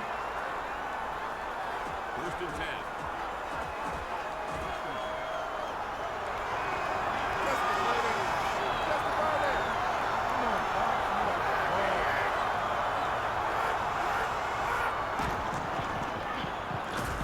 Flicks it right. Throw to the right side. Stop going out of bounds. Keep it in bounds. Oh my God. New England, every play has been to the right side, and they have just kept going out of bounds. Stop elongating this game. This is so slow. Oh my goodness. One back, 7 to Patriots. Pitch to the right. There they go. They kept it in that time. I thought he should have picked up a lot more. I mean, but they're taking this all at like 10 to 15 seconds off the clock every single time because these sections of the game last so long. Then you get the play calling, and then they run to the thing. There's 10. About 14 by play clock count. Throw over the middle. It's going to be a diving reception at the 2. The Patriots are in business with this very long drive down the field. And they've been getting, I mean, there haven't been any big explosive play, but there have been some chunk plays. I would qualify, explosive play of like 20 yards or more, I think is what they call it. Maybe 30 yards or more. But a good chunk play for me is like a 15 yards, like a first down to first down, 10 to 20. It's kind of like a, hey, here's a good play. I'll leave it at that. First down and goal from there. Going to give him a yardage at the 1 yard line. And that will score a touchdown. Tiki Barber, 7 attempts, 35 yards, averaging 5 yards per, and a touchdown. So that'll be 12 unanswered, for the New England Patriots. The extra point, it will be 13 unanswered. And they went from a 10-7 deficit to a 20-10 lead in that span, with the Dolphins touching the ball once and fumbling.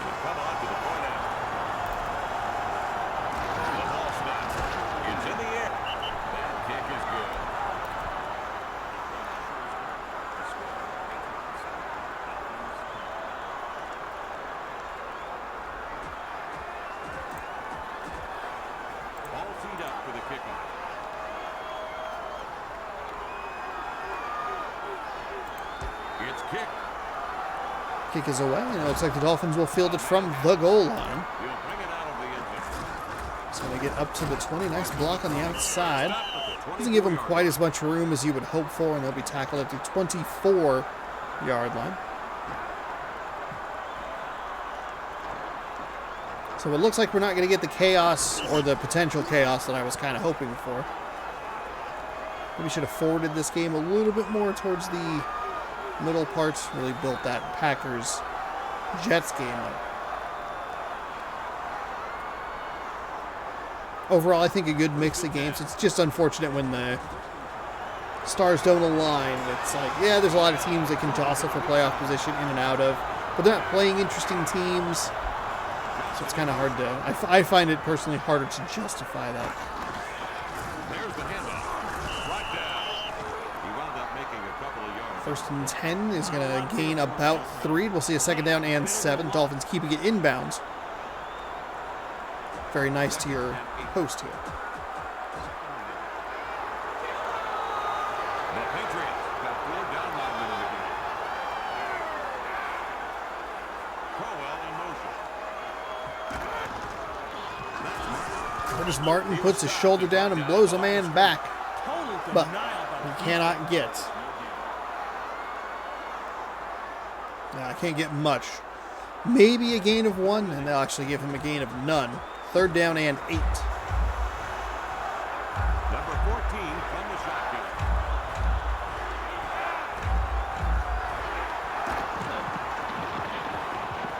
O'Donnell drops back. He's looking, he's firing. Finds a receiver. He didn't really, I don't think he had to jump for that one. I thought it was a poor decision, and then you kind of saw the way he was coming towards the ball, and he jumped to catch it, and that just threw everything off. I thought, coming to the ball, grab it, just try and turn upfield as quickly as possible. They are going to go for it, by the way. Not a good place to give up the ball. Unless that was third down, and I just missed it. I thought that was a fourth down call there. First and 10. It is, it was, indeed, actually. It's first and 10 for the Patriots. Single back set. That doesn't make any sense. Down 10 with this much time left, you can punt the ball away. Play action. Now you're just giving Testaverde and the Patriots a free opportunity. Almost threw an interception. Okay. Excellent. Thanks for not even letting me finish my sentence. Second and 10. Lined up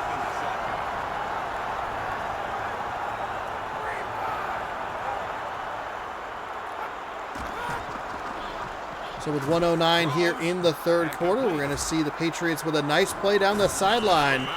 He'll get tackled out of bounds. I hate the New England Patriots right now. See, that first down there allows the offense to keep the defense right where they want it, on the field.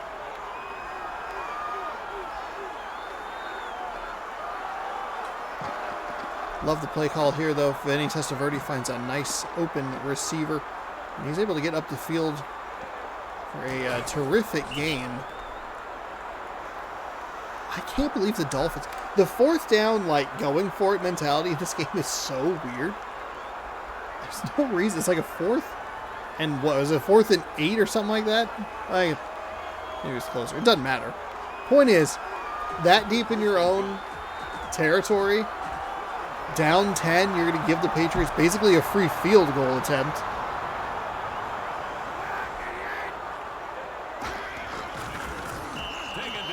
Wow. Swam through that and immediately got to the quarterback. I'd like to thank the Dolphins for doing their part to keep this clock moving. Number 97, Glover on the tackle. Now this will make it interesting in the AFC East should the New England Patriots hold on to this lead. Perhaps with a series of other results is where you get down to like the nitty-gritty of a lot of information I unfortunately don't have because of this game just doesn't offer it.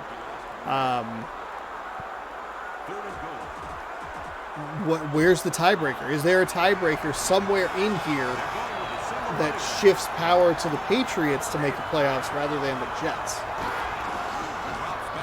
Oh my goodness! A terrific defensive stand, a goal line stand here for the Miami Dolphins. A couple of sacks. Excellent play calls and execution on this defensive side to hold the Patriots to a field goal and keep it a two-score game. Touchdown and, or two touchdown games, excuse me. Third quarter is going to come to a close here with a 20-10 score.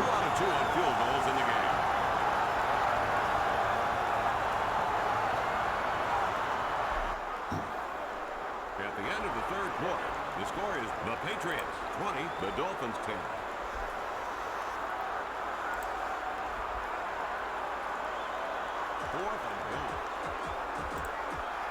Hollis awaits the snap. This will be a 31-yard attempt. He's 2 out of 2 on all snaps. Kick is up, and the kick is good. He did a nice job on that one.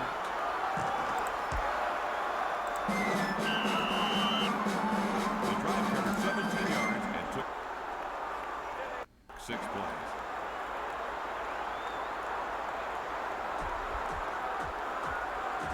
Hollis gets ready to kick it deep. There goes the ball. Got all of that. Crowell hauls it in. A yard deep. Twists and can't really get a whole lot done. 19-yard line. Mentor brought down the runner. Considering where they are, Kevin, they need to keep things real simple.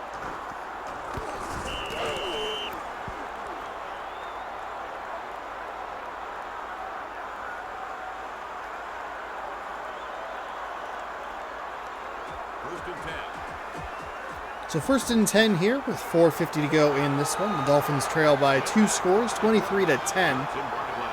A disastrous end to the first half for the Dolphins. Oh, a nice move and a beautiful spin, and he makes another man miss. But just kept hitting too many buttons on the controller. And eventually the defense catches up to him. But still a terrific run off the left side.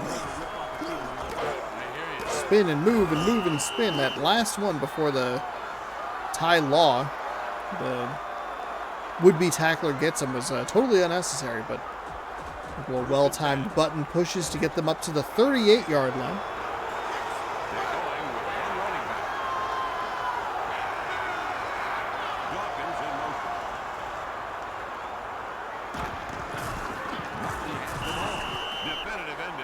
Nice job by the Patriots defense to meet him at that line of scrimmage.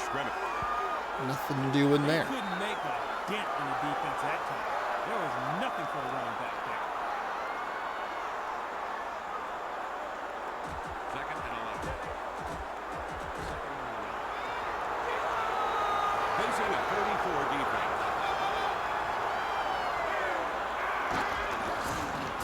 They blitzed a defender right through, and he almost got there. O'Donnell had to throw that ball a little bit quicker than he wanted. It almost led to an interception on the other side. Number 1, the defender, doing a nice job to just bat the ball down. And it'll be an incomplete pass.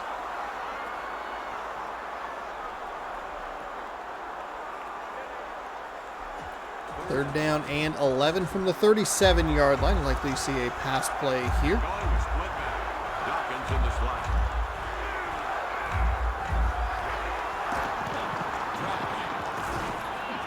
O'Donnell drops, fires, finds a man. He tried to turn, needed to turn like the other way, I guess.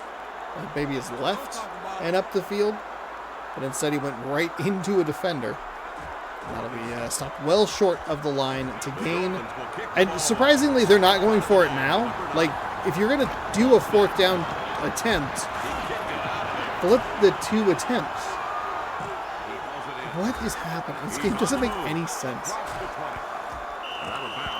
Ricky Barber will step out of bounds. I feel like it would be very surprising to see your starting running back fielding punts. But that's what we have here.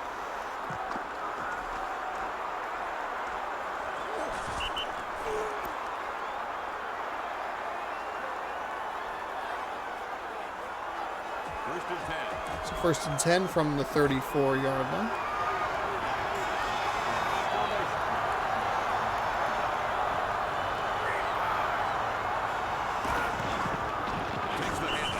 Nice defensive play there by Glover. Glover's been in the backfield a couple of times these last few drives. 5 tackles, 2 sacks on the day.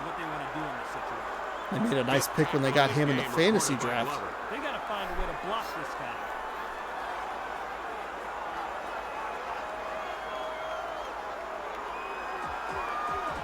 Second and 13.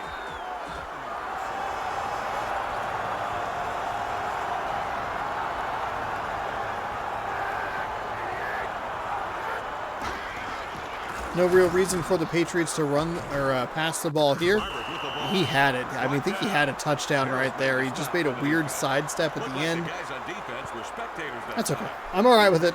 I'm okay. Just let it wind down here.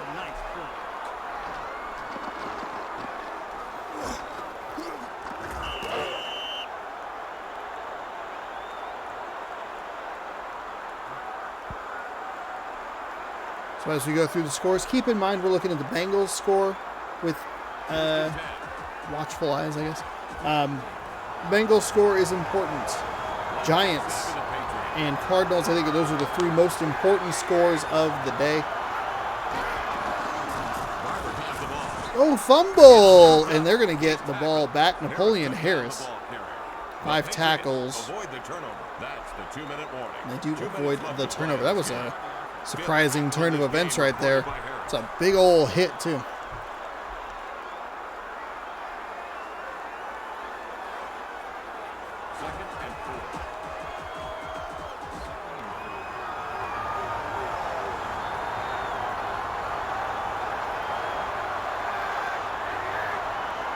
Second down and 4. They're going to hand the ball off, run it right, but no such luck. Stopped at the line of scrimmage. Timeout taken. Oh, for the love of God. Are you kidding me, Miami? The Dolphins could call a timeout. They have 2 timeouts left. Third down and 4. First down conversion should end the game. You might need a second one. That's a terrible run. And we're going to get another timeout by the Miami Dolphins, who have done a whole lot of nothing here in the second half, but are still trying to take timeouts. Saw that in the earlier game, too, which was more unbelievable because they got their butts stomped. That's a touchback.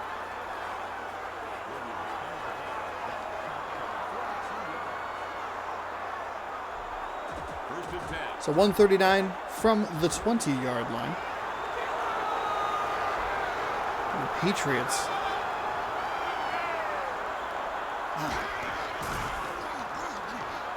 Just a wow. Just a real wow moment here. We are indeed skipping Settle Down Encoder.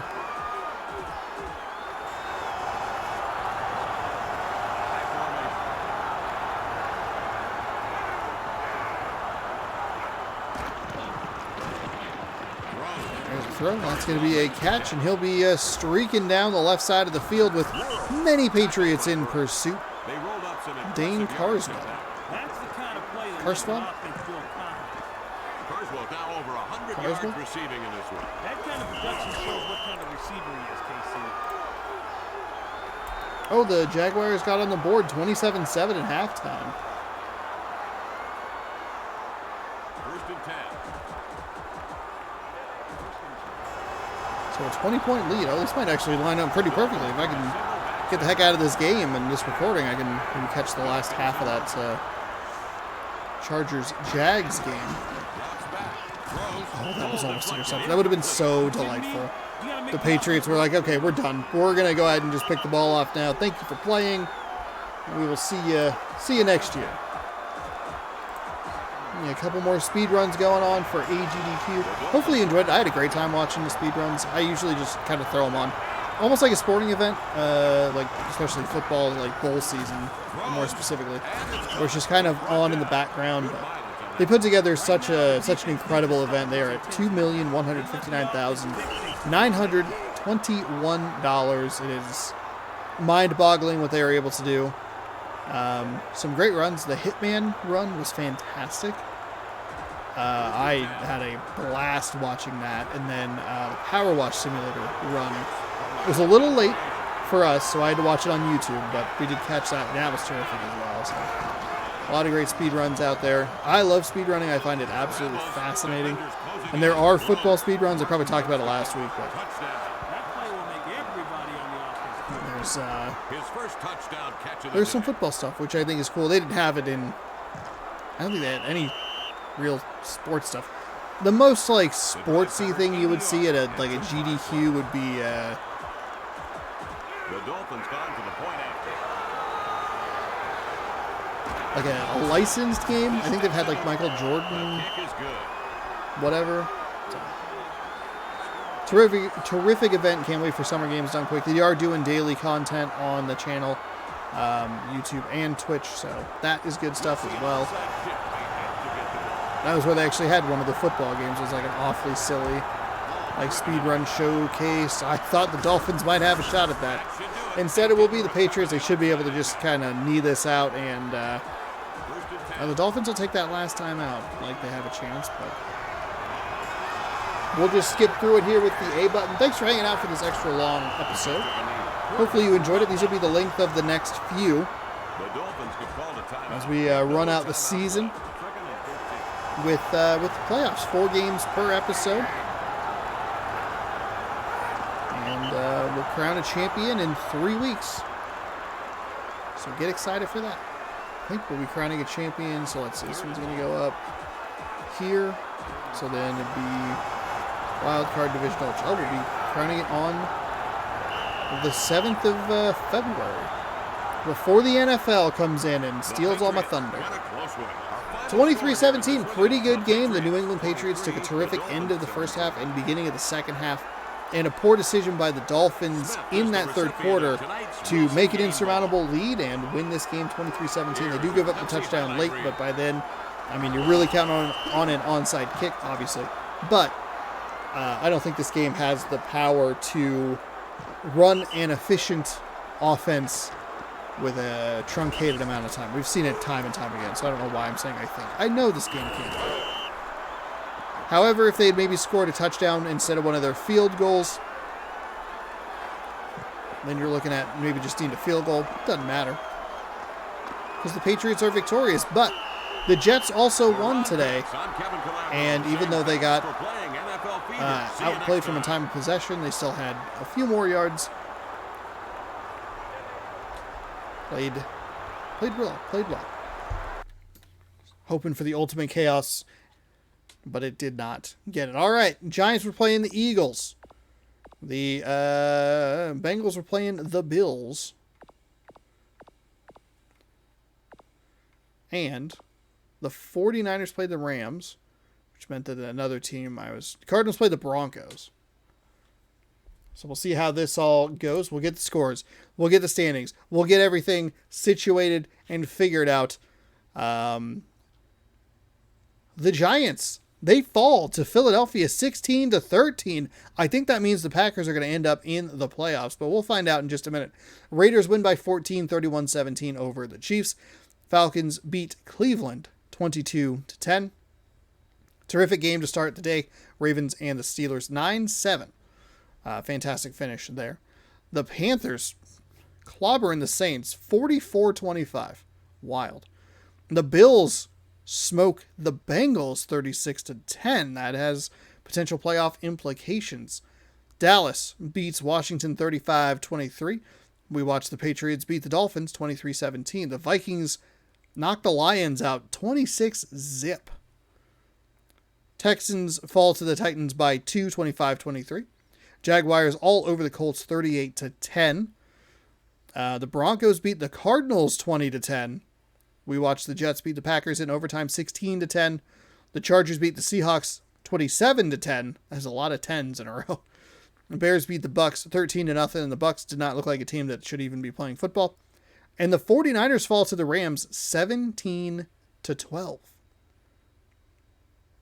Wow.